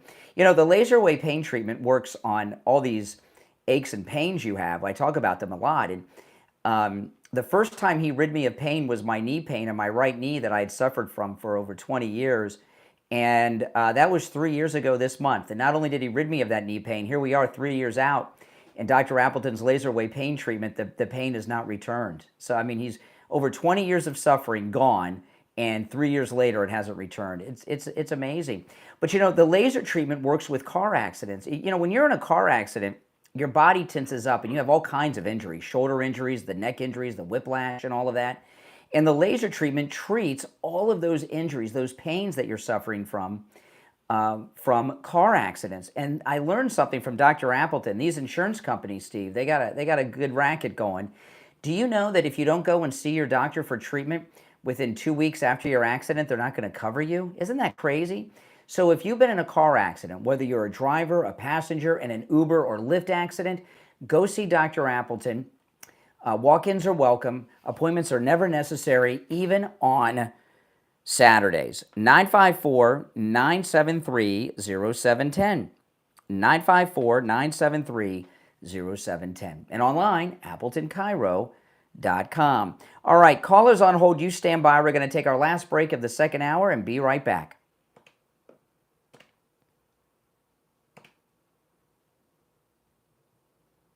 Steve, you there?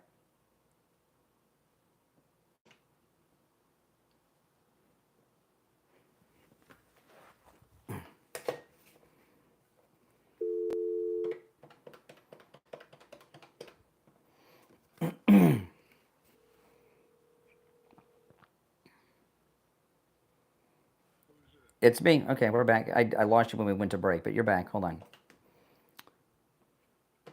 Okay, stand by, Steve. Let's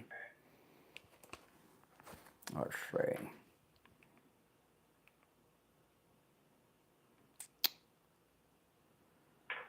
Okay, a little more than 2 minutes, we'll be back.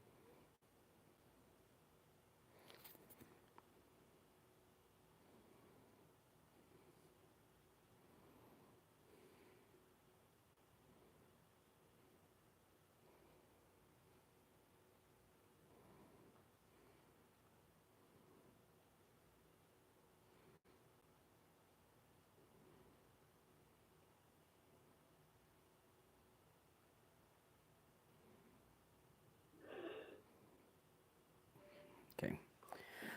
Less than a minute. We'll be back.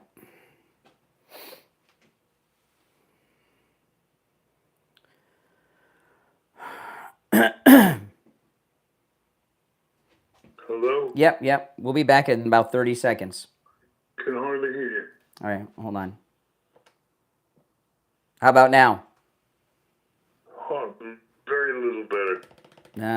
I'll try it one more time. Hold on. Okay, you there? I hear you now. Okay. All right, 20 seconds. I don't know about the callers, though. All right, well, it's going fine so far. You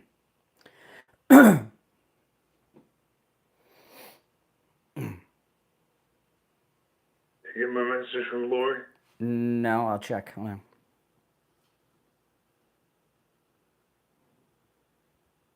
No. All right. Yeah, All right, we are back. I'm Brian. Steve Kane's here. It's the Steve Kane Show. We've had one caller agree with you, Steve, so that's good.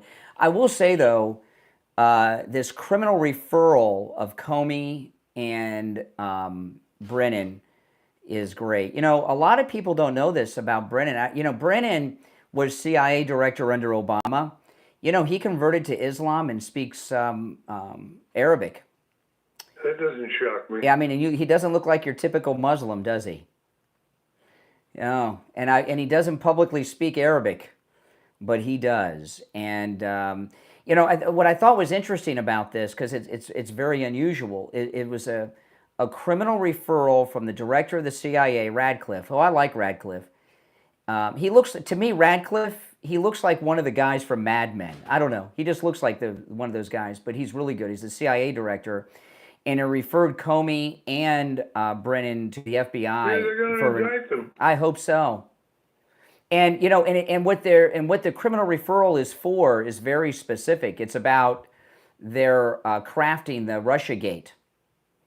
And that was a disgrace. Well, I want to remind people about that, okay? Because there was somebody, the CIA is forbidden from operating inside the United States. It's against the law. It's federal law. And they ran an op on Trump during the campaign. If you remember, and excuse me, guys, I'm all choked up here. If you remember, they set up Don Jr. Someone that Don Jr. knew got in touch with him and said, "Hey, can you meet with this lady about something or other?" And he said, and out of his friendship, he said, "Okay." And this happens. Sometimes people will get a meeting with you or me because they're a friend of somebody. This. And she was Russian. And the whole meeting was stupid. And Jared Kushner was there and Don Jr. They got out of there right away. So it was a setup by Brennan and Comey. And they used that and one other thing too, that one contact that they made with General Flynn, that they set him up on to get the FISA warrant, to get the wiretap on Trump Tower. And the purpose of the wiretap on Trump Tower, which was not just the campaign headquarters, but was the president's home, is they wanted that wiretap to try to find dirt for the Hillary Clinton campaign. And I believe that remember that thing about the Access Hollywood tape? I think they found out about that through that wiretap because they were probably talking about, what are some things that might come out? And they were and that's how they heard about it. Same thing with... well, those two guys belong in jail, no question of that. So they were running an intelligence op on Trump a couple of times, and that I believe they have physical records of. I don't think Radcliffe sent this over on a hunch. And it could not happen to two worse guys. Those two guys are evil. All right, back to the phones. We shall go. You're on the air. What's your name? Where are you calling from? Yes, hi, Brian. This is Mike from SFjr. Hey, Mike.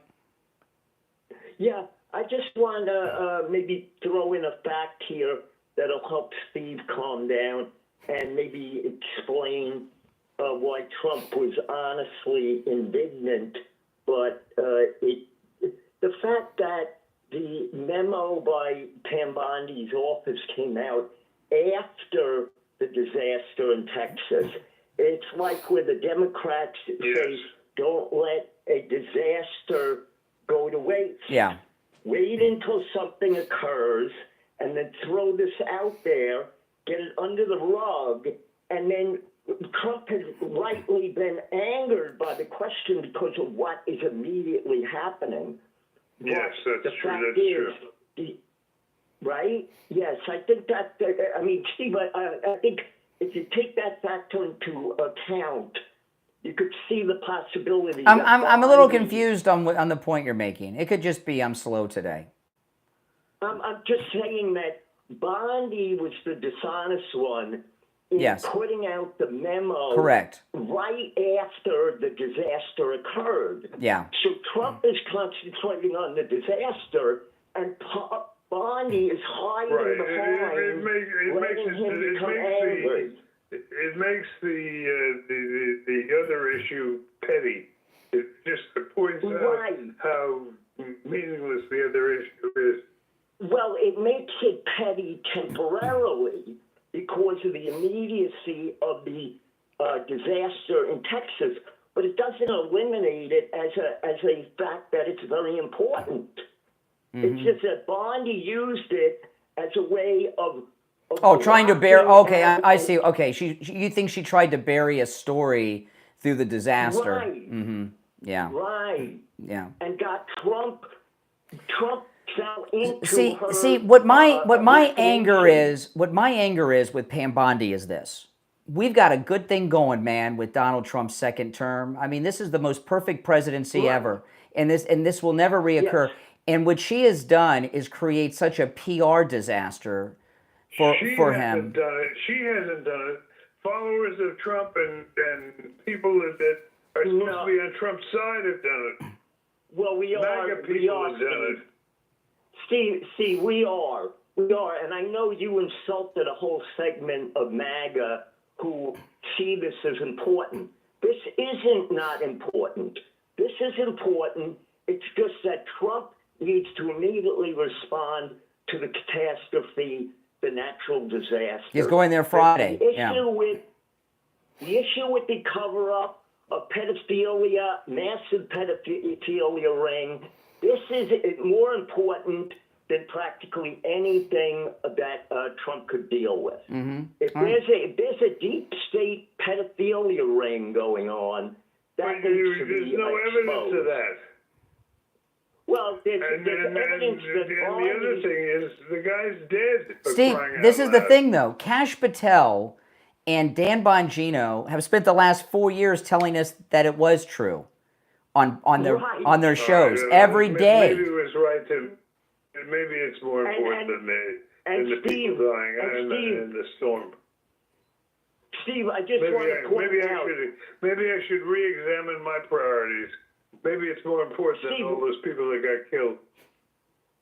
Steve, I would like to just say that when this became so big about this pedophilia ring and everything, I said to my friend who was an ever-Trumper, I said, I myself would like to see the end result of this, because unlike Democrats who listen to people like Schiff, who went about saying they had evidence of Trump being a spy for Putin, I said, they elected this guy to senator after all of this. MAGA are intelligent people. We believe in if something is put out there by our own side, we want to see it through to the actual factual truth. We don't let it fester and get irate, and then when it turns out to be not true, pretend like it never happened. So you disagree with Trump's remarks yesterday concerning the matter when he said that it's time to move on. No, I honestly believe he was honest in his indignation at it coming up at that moment. Steve, Bondi caller, hold on a relied second. on that. A lot of the problem we're having is that the director of the FBI and the deputy director, Kash Patel and Dan Bongino, spent every day for the last 4 years telling us that all this Epstein stuff was true. The FBI's covering it up. And now what? Were they lying then? Were they just making stuff up, or are they covering things up now? That's a problem. We don't know know that in fact there isn't a story there, but that maybe that they're not pushing it at this point because they're still working on it. All right. Hey, listen, You don't know any of listen, that. caller. I appreciate the call. Can I quickly? No, we're short on time. I got to get us on schedule. You know, I want to tell you guys about Jupiter Joe Thomas. This is amazing. Okay. You know, when you invest in the stock market and everything, not only do you have to worry about the ups and downs, which you don't have to worry about with annuities through Jupiter Joe, but listen to this. You know, you can get a 10% bonus on your investment into an annuity before you even leave Jupiter Joe's office. You can make 10% on your money.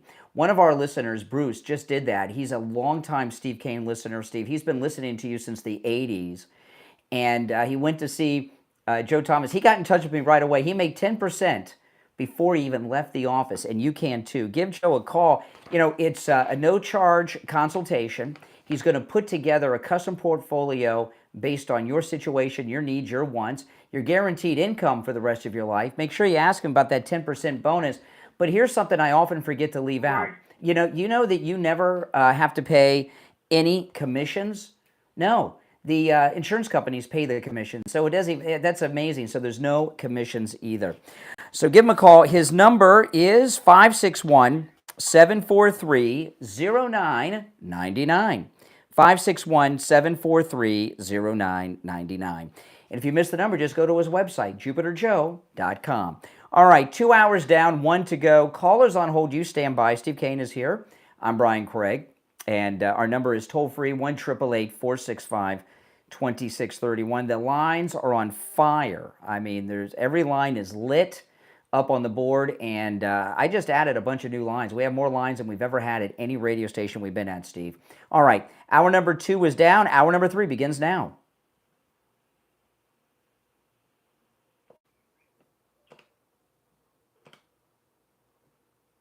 All right, you there, Steve? Yes. All right, stand by. No, I didn't get a message from Lori. Tell her to text. Oh, okay.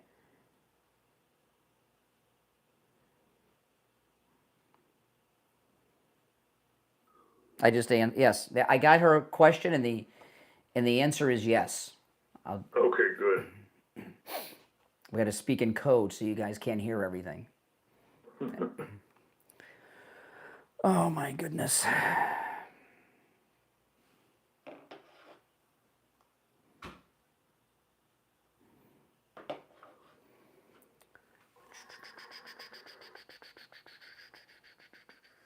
I wouldn't be surprised if everything gets released now, because the outrage from this is I've never seen people this pissed off in the Republican movement before. Never. And believe me, Trump knows. Kash Patel and Bongino may get fired over this. First of all, both Kash Patel and Bongino haven't shown me very much so far. No, they suck. Hold on, Steve. Hold on. Okay, no, they haven't done anything, really. No. And Dan looks like he's freaked out. Mm-hmm. It's like he got a job he doesn't know how to do. It's like if they made me the Attorney General, I'd be sweating too. I wouldn't know what to do. Yeah. You know?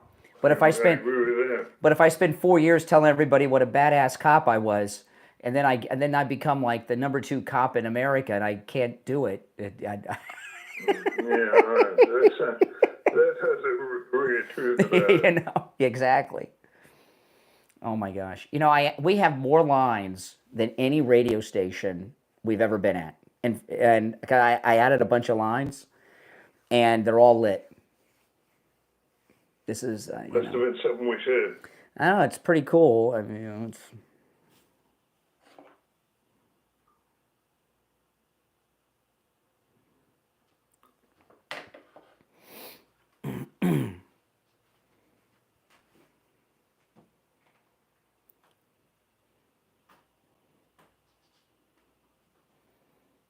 okay. What would I love to see? 3. These guys go to jail. Okay, we got a minute. Oh, Brennan and Comey? Oh. Absolutely. Comey and Clapper. Absolutely. They're the worst. The worst. That would be good. That would restore my faith in the justice system.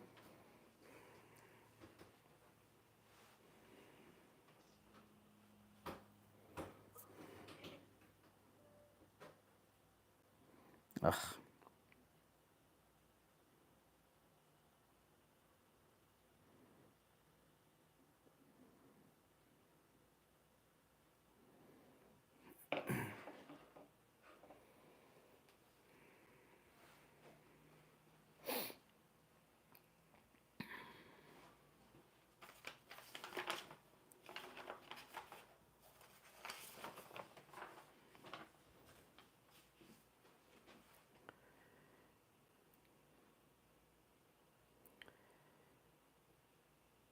All right, hour number 3 has begun, and we have one opening on our board at 1-888-465-2631. I'll tell you this, Steve. I hope that they come. You know, if Pam Bondi wants to resurrect herself, come back with an indictment right quick on Brennan and Comey, because they've been referred to the FBI. A criminal referral has been made from Radcliffe at the CIA.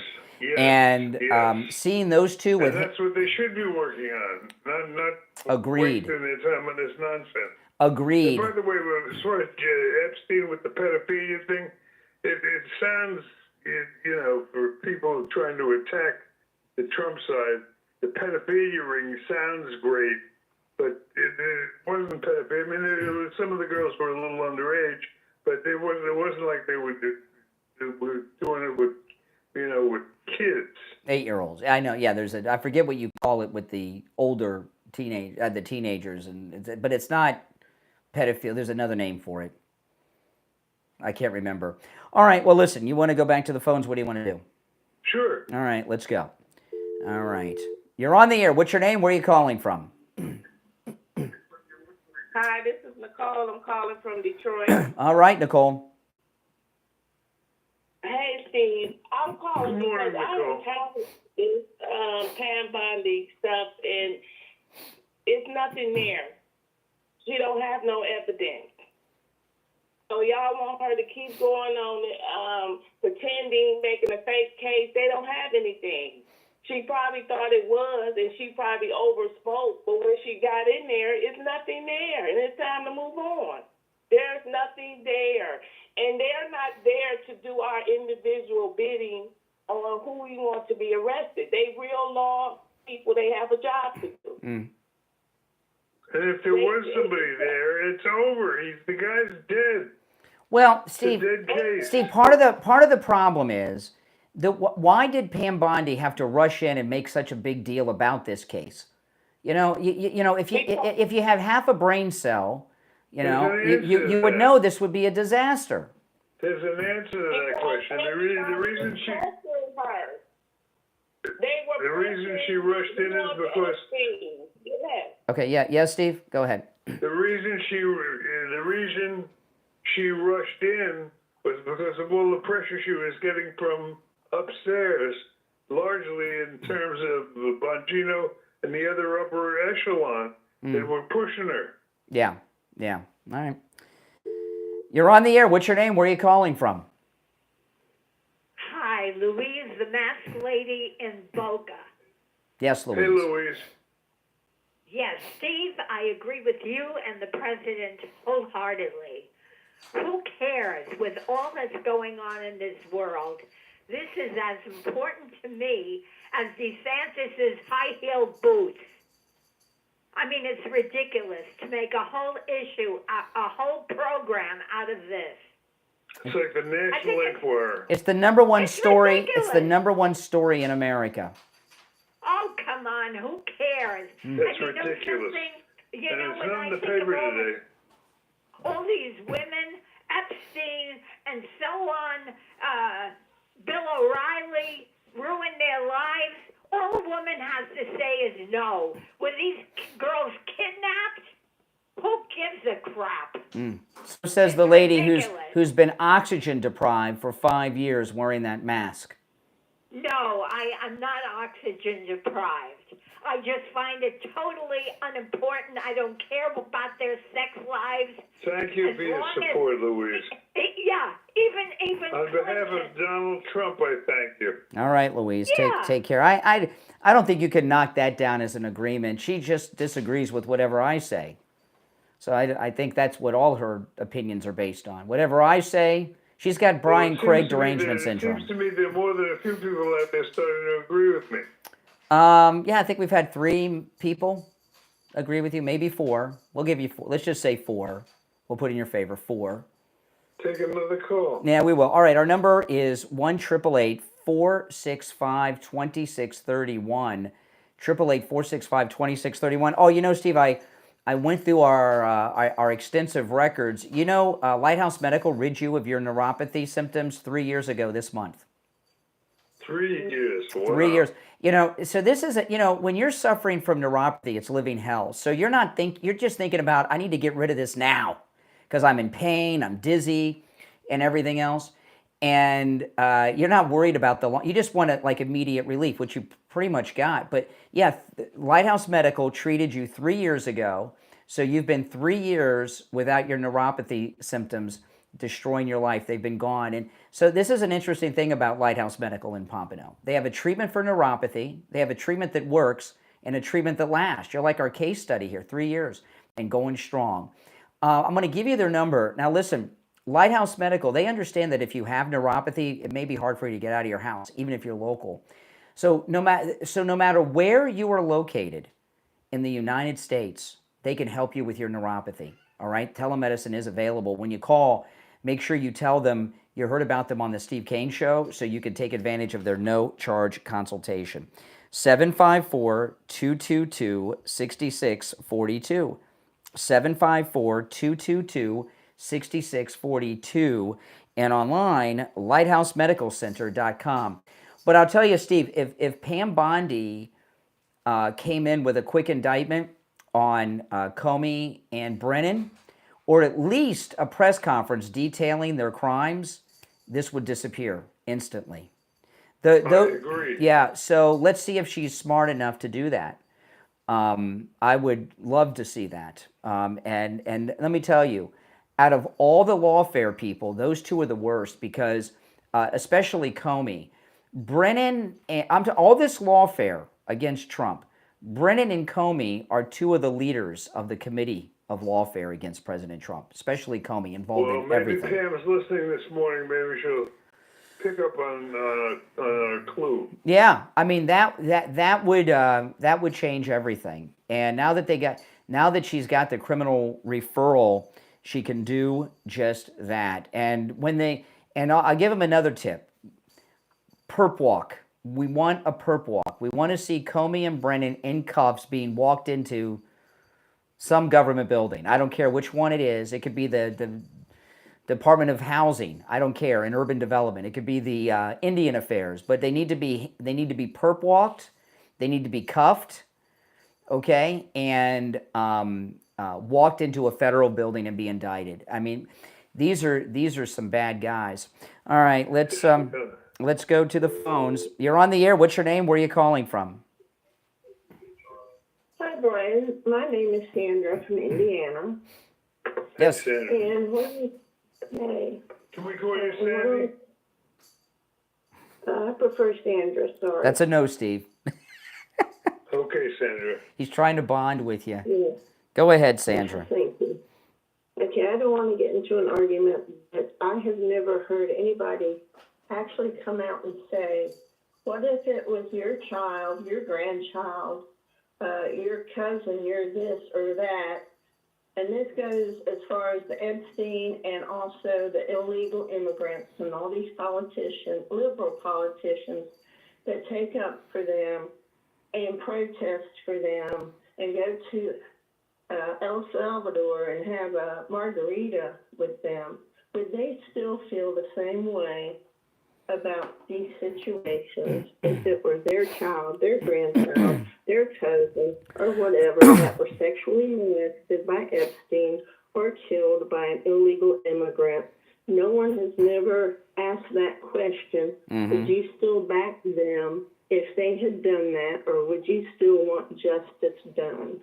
Yeah. And yes, most of Hollywood is Scientology. You know, I was surprised that she's a Scientologist, which is really strange. But, you know, Megyn Kelly said on her show yesterday, this is a quote from Megyn Kelly, either Pam Bondi knew she was about to embarrass some of Trump's most loyal surrogates. These are the people that are upset about this.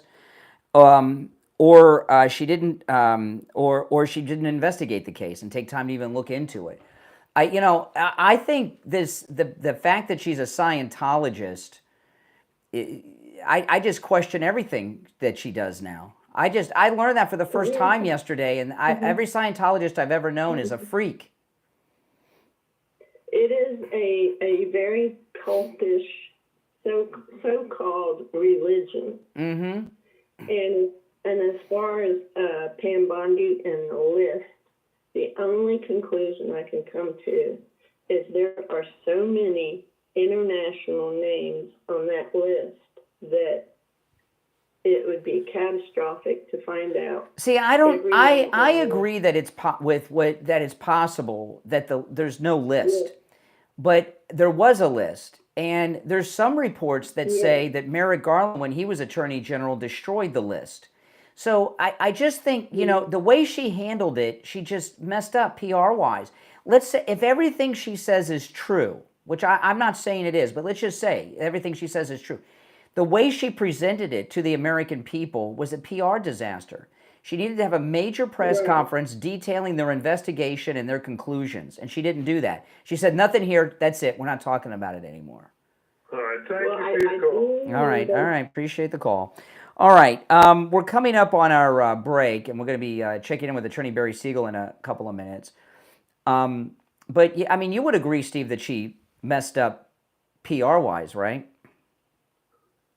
Well, it certainly would appear that way, but it's, Mm-hmm. All right. nothing to deserve the grief she's getting here. Okay, all right, I'm going to put you on hold and put everybody else on hold. And I've never seen the phone so busy. It's the Steve Kane Show, Florida's longest-running radio show. We'll be right back. Steve, you there? Yeah. Okay, I got to put you on hold. I got to get Barry. Hold on.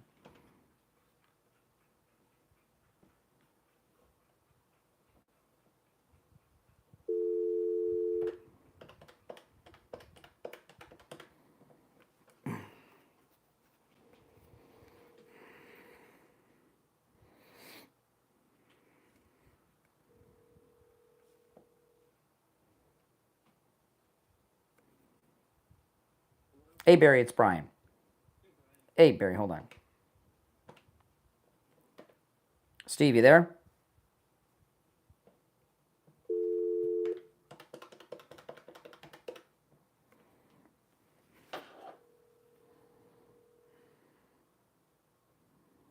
Hey, Steve, hold on.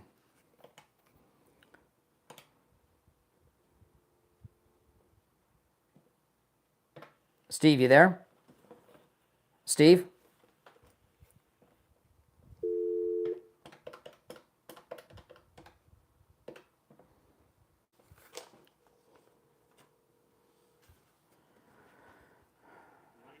I don't know. I keep losing you. Hold on. Okay. Steve, you there? Yeah. Okay, hold on. I'm going to conference in Barry. Yeah. Barry, stand by. We have 20 seconds. Okay. Yeah, here we go.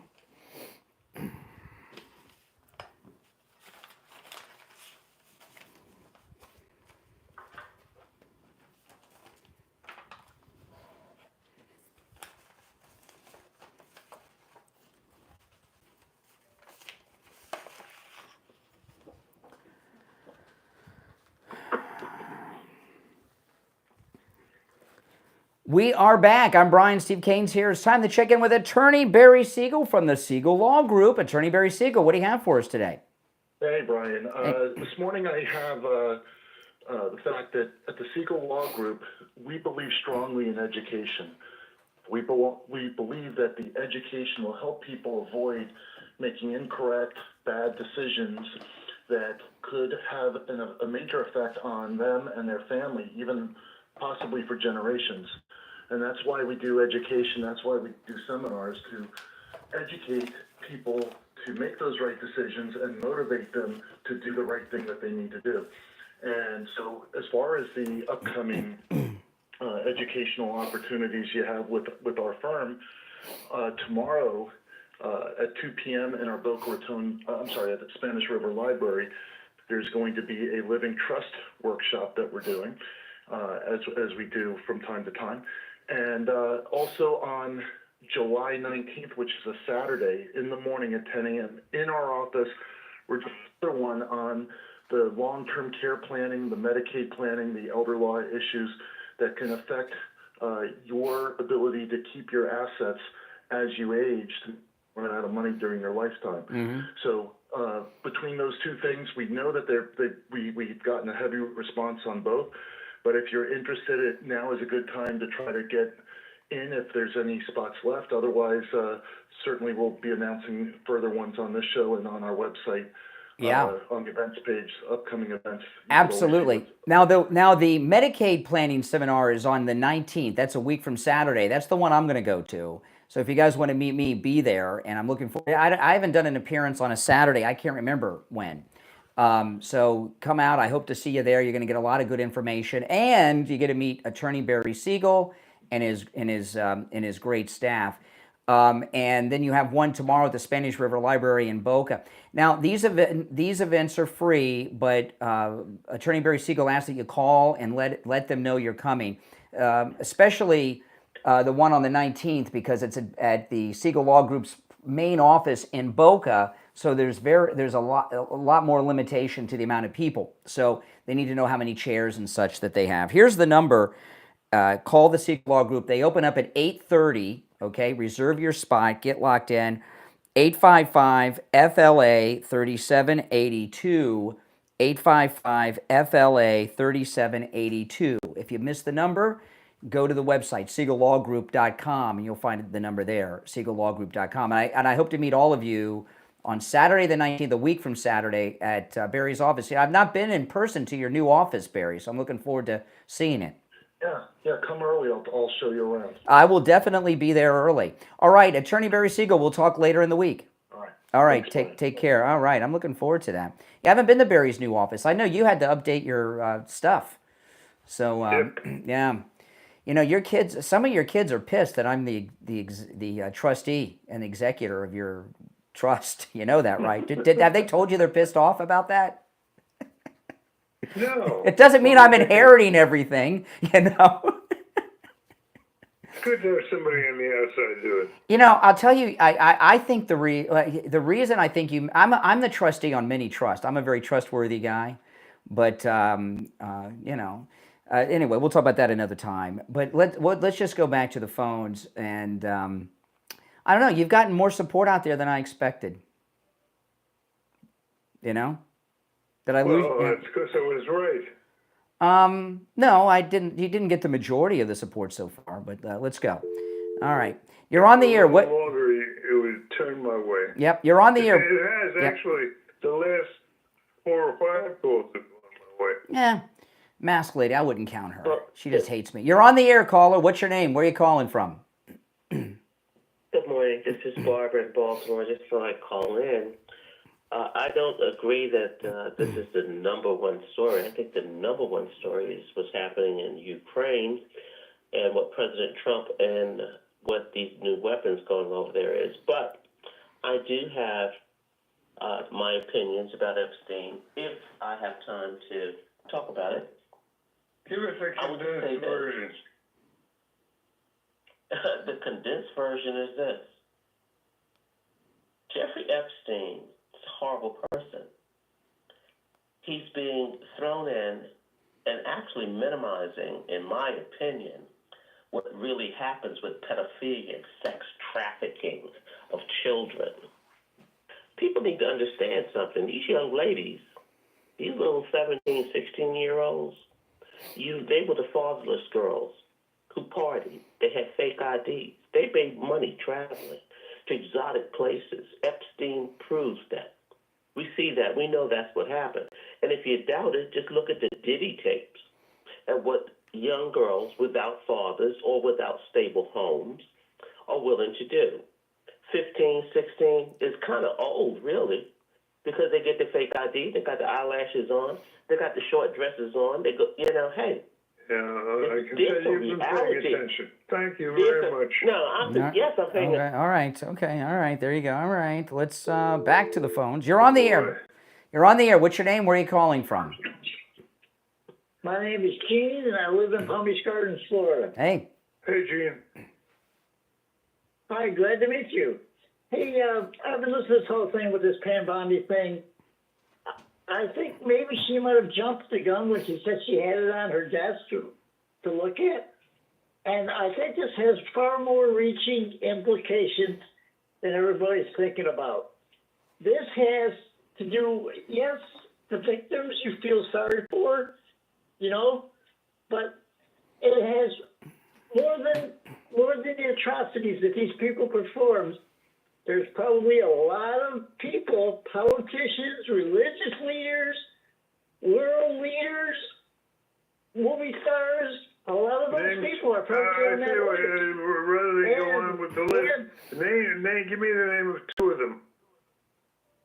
Well, I don't know for sure. I can't name anybody. There you go. You don't know what you're talking about. Get off the phone. You know, there was one thing. There was that one thing that came up in that cabinet meeting yesterday that I hope happens. Did you hear? Did you watch the cabinet meeting or just some of the highlights in the news? I was in and out on it. I watched most of this cabinet meeting. President They're Trump he's thinking about taking over D.C. to rid them of crime. That would be beautiful. That would be so nice. I mean, it is so dangerous in D.C. and it's been run by these liberals, where for some reason they think criminals are, I don't know, heroes or something. But a federal takeover. He'll do it in his next term. Yeah, good. I'd do it in this one too. All right, let's go. You're on the air. What's your name? Where are you calling from? Hey, Steve and Brian. Good morning. It's JJ from Mass. Hey, JJ. Hey, Steve. You know, I'm pretty much agreeing with you on this, Steve. Probably 110%. I just don't. People to me have gone crazy about this Epstein story. I don't think there's anything to cover up because there was nothing left from the Biden FBI CIA, to cover up. And Pam Bondi, look, people, they misspeak. They mishear, they misinterpret. Nobody's perfect. When she said it was on my desk, and she even brought this up in the Knights of the Round Table, she said that, I was referring to the files. And then she mentioned the case files. JFK.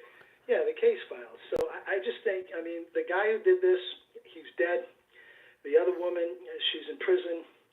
And the thing is, we speculate on this show, right? That's what we do. But those guys, was he CIA? Was he Mossad? Maybe, maybe not. They just don't have evidence to that. They can't state something that they don't have 100% evidence on. And they can't speculate. Well, let me ask you this. Out of everything that Pam Bondi, Cash, and Bongino could have gotten involved in, why this? I would like to have seen Dan Bongino lead an investigative FBI special team into Butler as an example. Why did Pam Bondi decide, okay, we got to get this taken care of all things, without any investigation, by the way, into his death? Well, she looked at the files, Brian, and I know the file. Like, listen, Bongino said he read the file, and Chris Wray's investigation. He read, exactly. How can you trust that? He read the file, and hold on one second. I'm just gonna, you thought the same thing that I thought. You can't trust any of that. Well, that's the whole thing. Everything that they have to trust is full of holes. It's almost like they were set up. It's almost like, the FBI under Biden did investigations not to find evidence to convict. They did investigations to misdirect, to protect themselves against, possible, the Congress investigating and or a future administration looking into things. These guys, it's a catch-22 for Bongino Cash. So what have they been doing? They've done what Trump told them to do. Trump praised both Cash and Bongino because they're getting back to what the FBI is supposed to do, arresting criminals. Not politicals, not political opposition, but arresting criminals, stopping the stuff right now. They're stopping the child trafficking. Barbara talked about, they're stopping that. They're arresting people. They had an operation with the U.S. Marshals, which is under Pam Bondi's, under the DOJ in Florida, that operation I spoke about a week ago. So they're stopping the pedophiles. They're arresting. But see, let me. There's a big thing that's being left out of this. Dan Bongino and Kash Patel, all right, especially Bongino, they didn't just spend the last 4 years talking about this. They had huge audiences. Bongino on his radio show and his podcast, he had millions of people each week, and he was obsessed on this. Kash Patel went on every podcast and radio show in America talking about it almost, and even said, well, the FBI director has all this information, they're hiding it. So the two guys that hyped this story to the levels it's at are now nothing to see here. I mean, I think they should have given us a more detailed explanation. Let me answer that, and I think it answers itself. I just said that the cupboard is bare. You talk about Dan Bongino looking like he's sweating. He's sweating. It's not because he's opposed or because he's scared.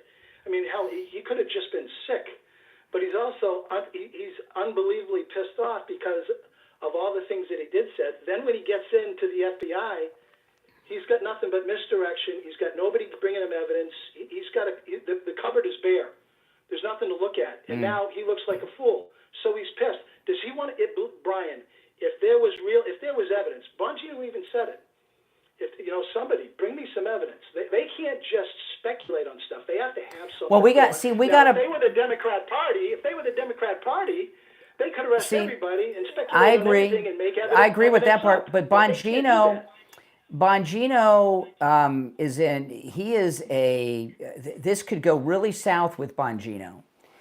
I don't think you guys, and I know Steve is, because I could tell, I don't think you guys are aware at the level of outrage from some of Trump's most vocal and big supporters. Okay? I've seen it, Brian. I've seen all of it. Okay, so, hold on. Bongino walked away from this multi-million-dollar a month show that he had. How's he going to return to that now? Easy. He's wanted to me, Brian. I know to you, I mean, listen, you've put him in a negative box. You put him in a hate box.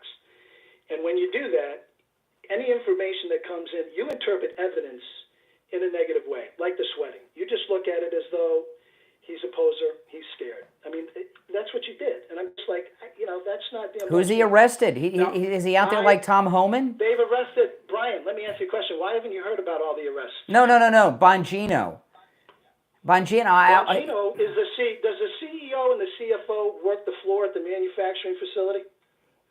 Tom Homan goes out I don't know. I saw President Trump riding around in a garbage truck, and making fries at McDonald's. Can Tom Homan run 100 yards? Chasing down a subject through the wood. Okay, no. But he busts down doors, doesn't he? At the top. He does what? He leads. Listen, Tom Homan's doing a great job, but he got 45% of the FBI helping him out. Tom Homan's a great guy. But why hasn't Bongino taken the? Listen, we're late for the break, so we got to run. They haven't. They have taken people down. Bongino's arrested someone personally. Brian, the FBI has arrested all kinds of human traffickers. Oh, the FBI. Okay, all right. I agree with that. All right, take care. We got to run. Steve, I'm going to put you on hold, and everybody else. We'll be right back.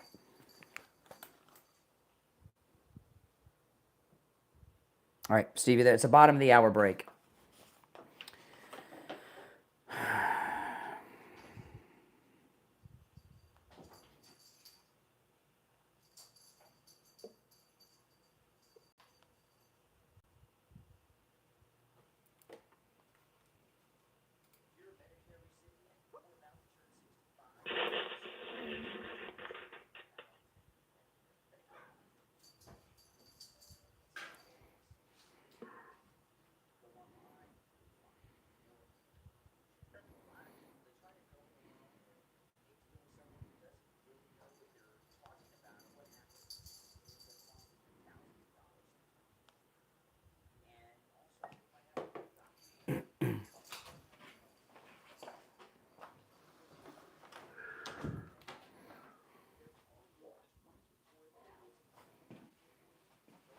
Here, hold on, Steve.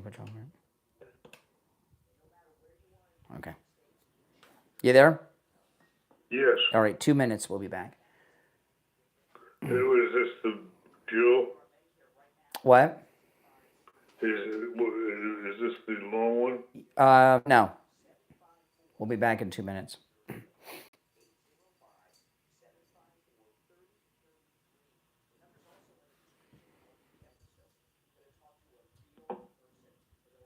One minute.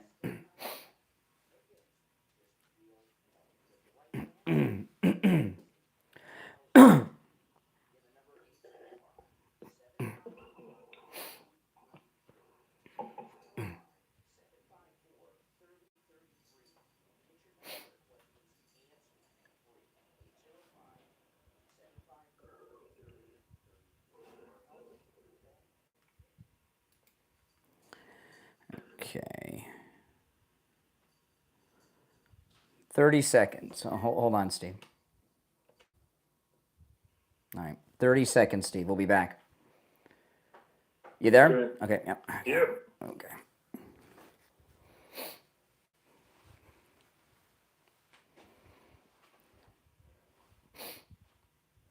I'm going to tell you who called me on the air yesterday when we get back. Since we're getting close to the end. I'm going to tell you who called me on the air yesterday when we get back. Yeah, I want to hear that. Yeah, since we're getting close to the end, I don't want to forget. It was nuts. And then I'll call you afterwards to tell you some more that I don't want to share on the air. Good. Okay. Is it good or bad? No. What? No, I'll tell you, there's just one part I can't say on the air that I'll. All right. Oh, we're back. Oh my goodness, I forgot we're back, Steve. We're having an off-the-air conversation, and we're back. We've been back.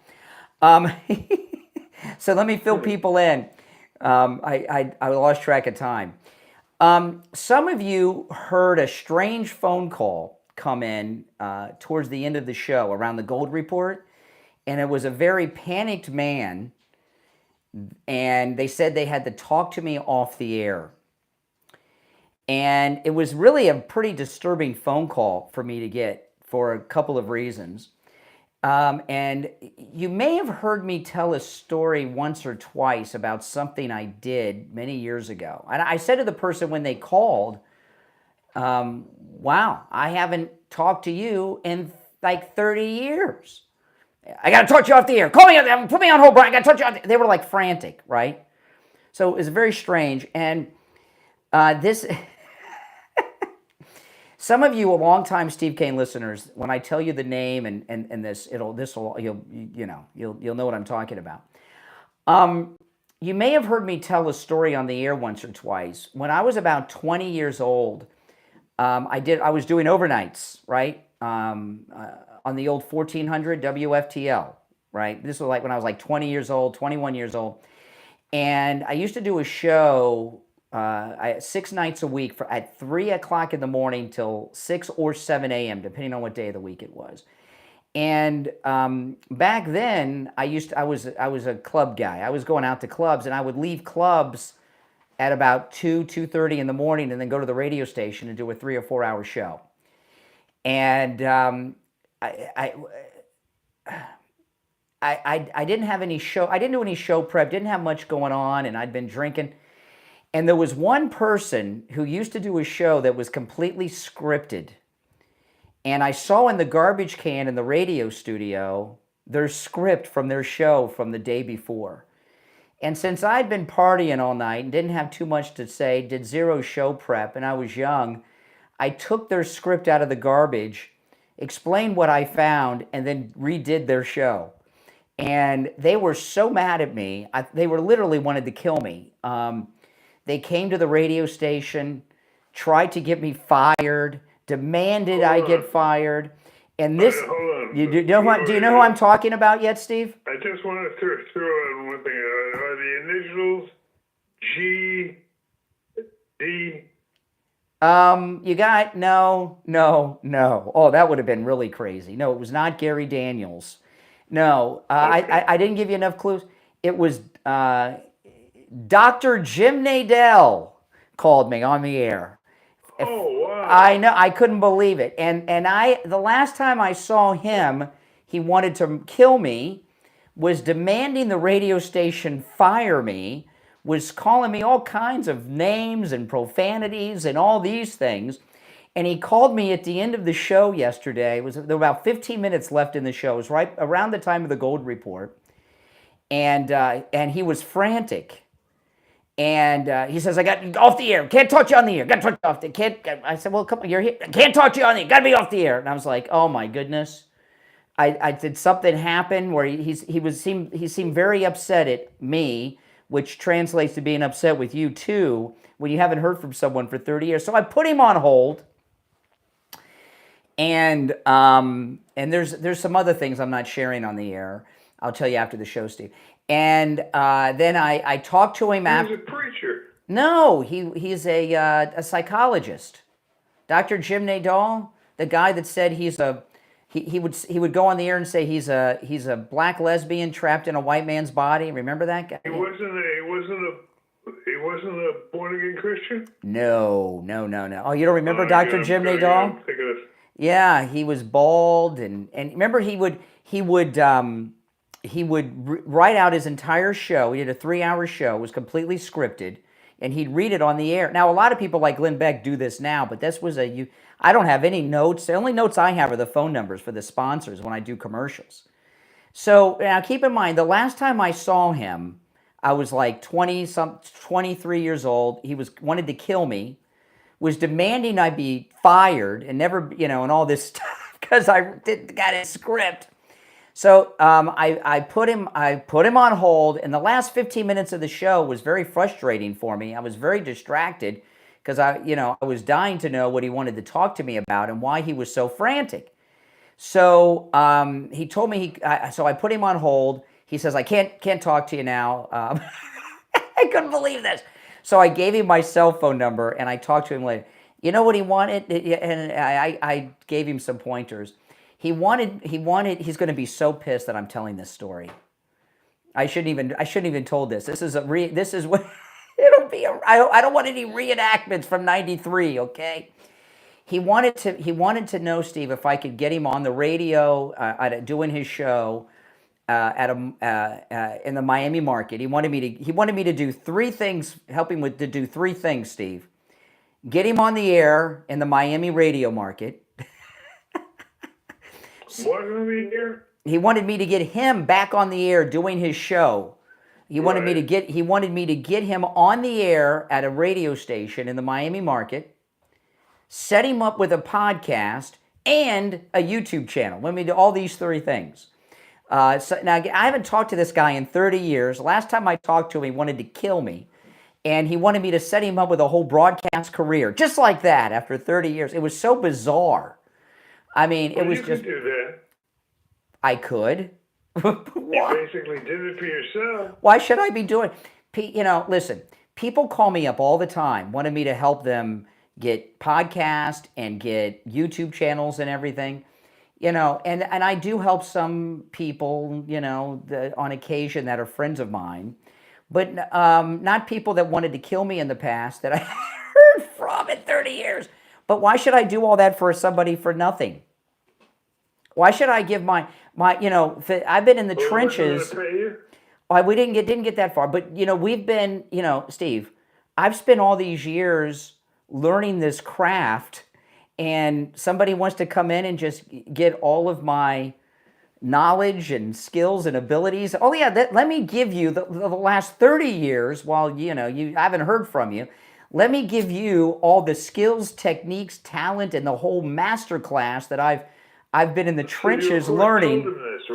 I gave him a couple tips, and I sent him to somebody in Miami that could help him with the podcast. But it was just so bizarre. I don't know. It was just a strange thing. And there's a couple other things I'm not telling you on the air. But the last 15 minutes of yesterday's show, I don't even remember. It was very, very weird. Very weird. All right, anyway, but you would remember him. You don't remember Jim Nadal? I have a picture in my mind, but I don't think it's the same guy. Who are you thinking of? Pat Mahoney? No. Are you thinking of that 40-year-old virgin? Because you said born again. No. That was Jason Polis, Reverend Jason Polis. You're thinking. Okay, that's the way I'm confused. Yeah, you're thinking of Reverend Jason Polis. Yeah, I remember everybody and everything. I mean, I think about You him. had a great mind. I do have a great memory. I do. I remember everything, especially people that are trying to get me terminated from the radio station and screaming at me in front of management. I remember those people the best. You know? There's a whole bunch of them. Oh yeah, there are. You know, that's for sure. That's for sure. But I hadn't thought about him in a long time. But you know, but you still don't remember him? Remember, he used to play music. You don't remember? Okay, you'll remember. It'll come to you. It'll come to you. It'll come to me, I'm Yeah, sure. you know, you were just at a level too far above him for him to be on your radar at the time. I was just starting out. I was at the, you know, I was basically practically the janitor. I was still board opping. I was on the air and board opping back then. I was still board. I was your board op during the time that he was doing his show back then. Yes, you were a good board up too. I'm the best board op, and that's right. We got a very good. Let me tell you, our board op now that we have Mike is the best board op we've ever had on this show, since me, of course. And he's the only board op that we've ever had that didn't sabotage the show. And we've had that's a pretty amazing thing. All right, now listen. Let's take a call or two, then we'll break, okay? Because I went on about that for a while. But a lot of you longtime Steve Kane listeners, you'll remember Dr. Jim Nadal. And I hope he gets back on the air. If he gets back on the air, we'll tell you how to find him. You're on the air. What's your name? Where are you calling from? Never Trumper Steve here in beautiful Palm City. Happy Taco Day. That's a Friday issue. I'm not talking about tariffs today. Taco Tuesday was yesterday. Yeah, Taco Tuesday sounds better, but the deadline on the tariffs was supposed to be today, so I couldn't use Everybody it. got a 25% tariff that didn't make a deal. He got a tariff on everybody. Say that again? He sent out the letter and raised everybody's tariff to 25% that didn't make a deal. So everybody's got tariffs now. So you're saying tariffs on the countries? Yeah, Trump talked about this. Like Japan and all the rest, he sent out a letter. They've all got automatic tariffs if they didn't make a deal. The letter should have gone to... Oh, should have. The letter should have gone to the Americans, because the Americans are the ones paying the tariff, not countries. You know, That's the first. if Trump could do anything ever for you to not disagree with, you might have some credibility, but he can't do anything right by your standards. So, you know. No, part of what I'm going to say now on the Bongino, Patel, and Pam Bondi thing partially agrees.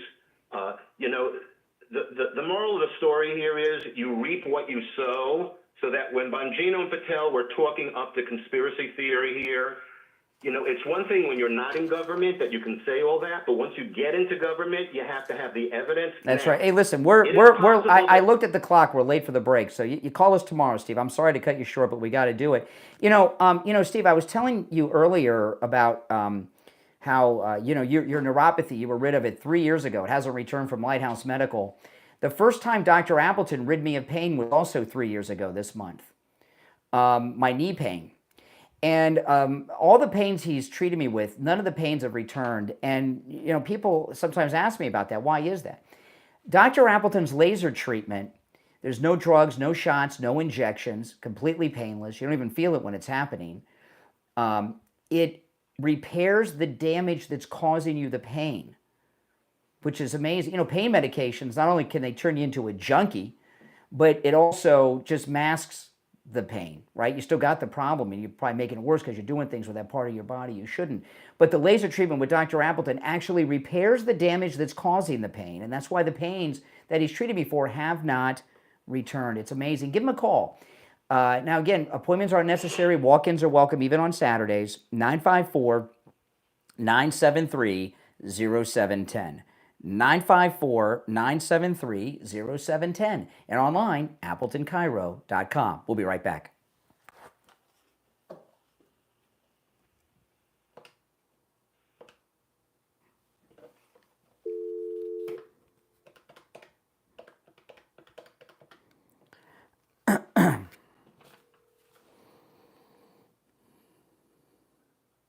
Hey there. Hold on.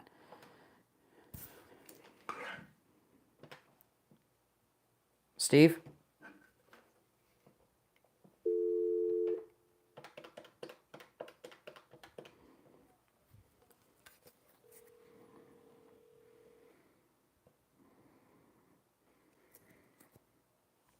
Hey, Steve, hold on. All right, Steve, hold on. I'm going to conference in William. Hold on. All right, William, stand by. We got about a minute. Okay.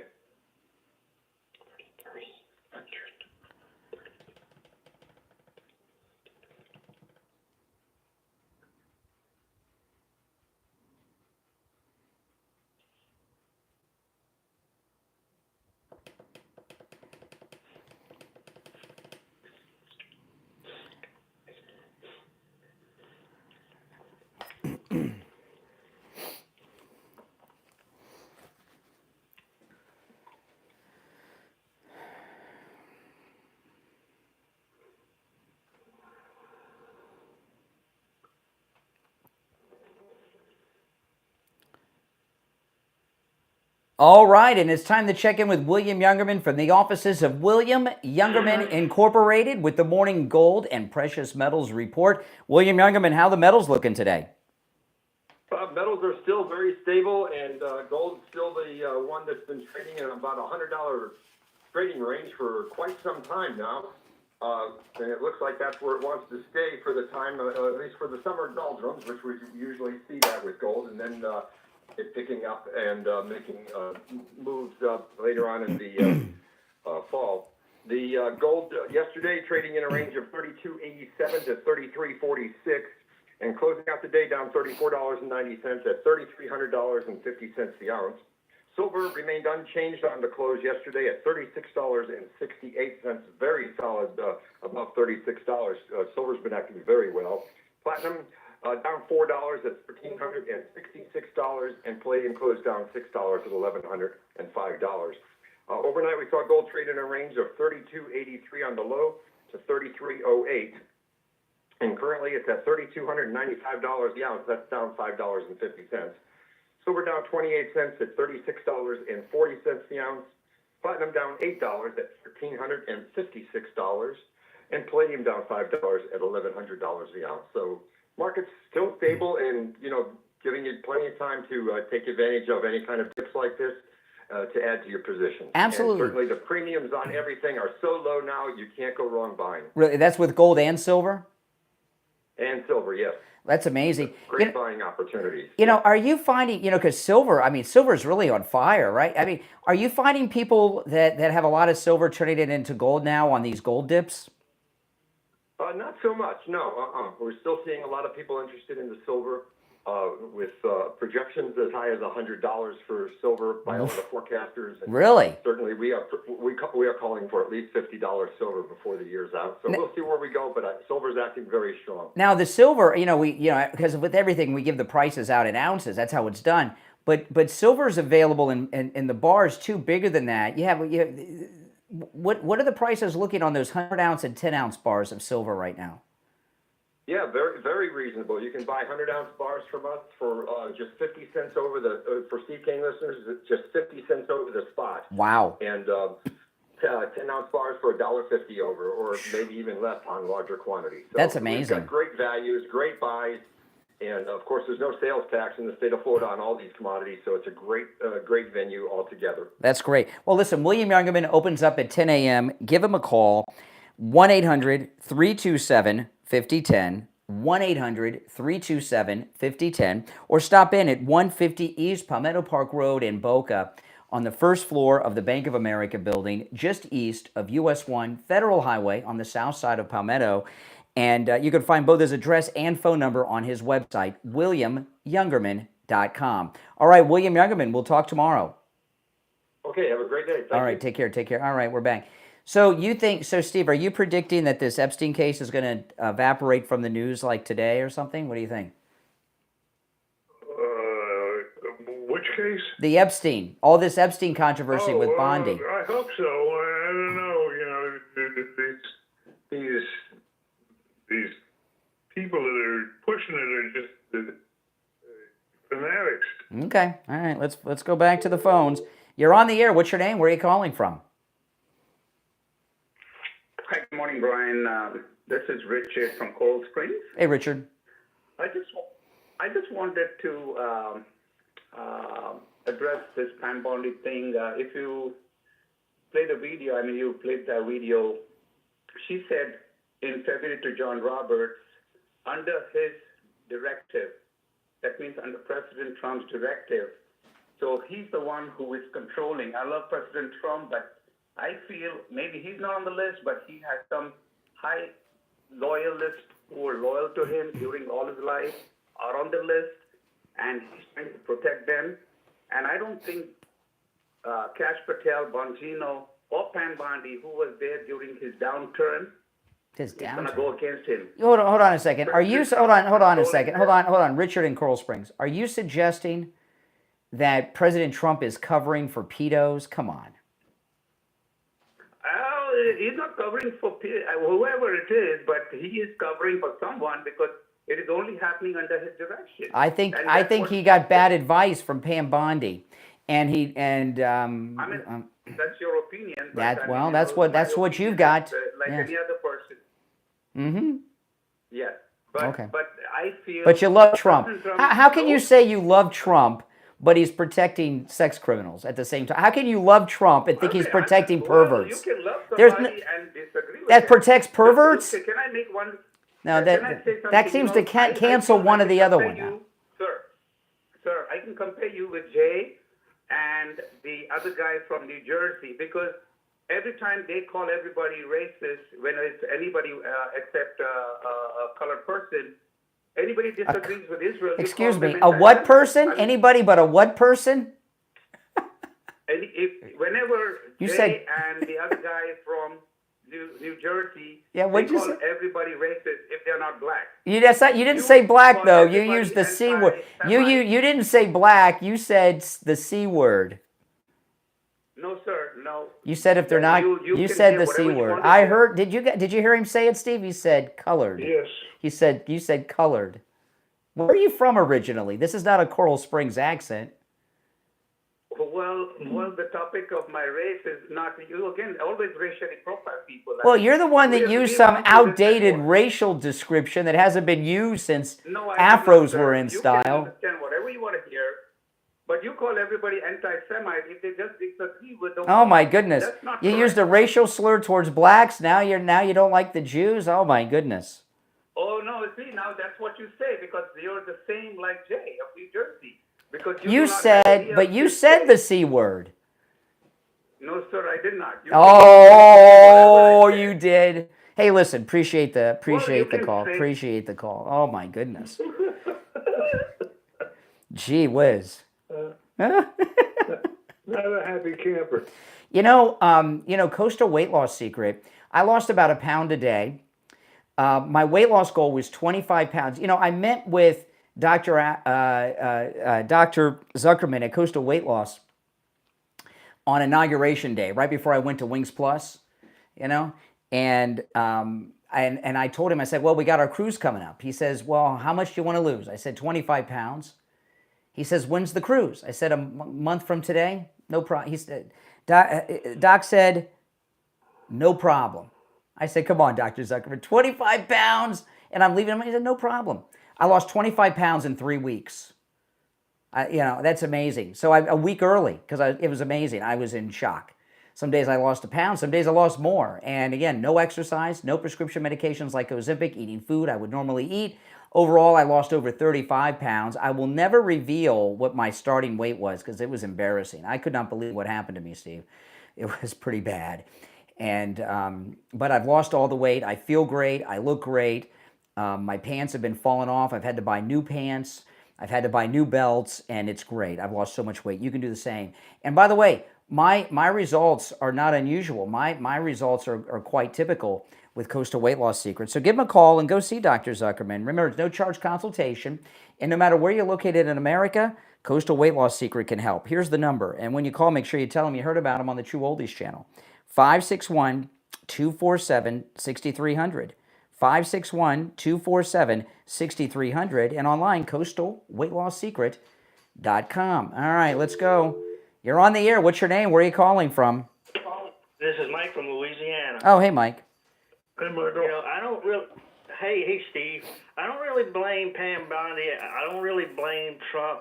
Who I blame for this whole situation is Kevin McCarthy, because remember, Trump Trump's original pick for the AG was going to be Matt Gaetz, and because Kevin McCarthy had a vendetta against Matt Gaetz and brought up all those bogus ethics charges against him, we didn't get Matt Gaetz. We had to settle for Pam Bondi. Mm-hmm. That's true. Matt Gaetz. Matt Gaetz would that cabinet meeting would have been a little different with Attorney General Matt Gaetz yesterday. Absolutely, and that's why I say we got to blame Kevin McCarthy for this. Yeah. All right, Mike in Louisiana. That was a good call from Mike in Louisiana. That was one of Mike from Louisiana's best calls, I got to tell you. He usually calls really early in the morning. I don't know if he's ever called this late in the show. Tomorrow is Thursday. Yes, today's Wednesday. Tomorrow's Thursday. Okay, just want to make sure. All right, let's squeeze in one or two more. You're on the air. What's your name? Where are you calling from? Can you hear me okay? I can. Hey, good call, Mike from Louisiana. Good call. Hey, since this time is limited, am I coming in okay, Brian? Yeah. Loud and clear. Nice to know you're feeling well, Uncle Steve. Since time is short, look, this is sleight of hand. Trump is having the shiny object in the right hand while the left hand is behind his back. Now, everyone who hasn't seen the tape, go back and look at when Trump interjected to answer the question from the reporter with Pam Bondi. When he interjected and said, why are we talking about this? They don't want to talk about the wins.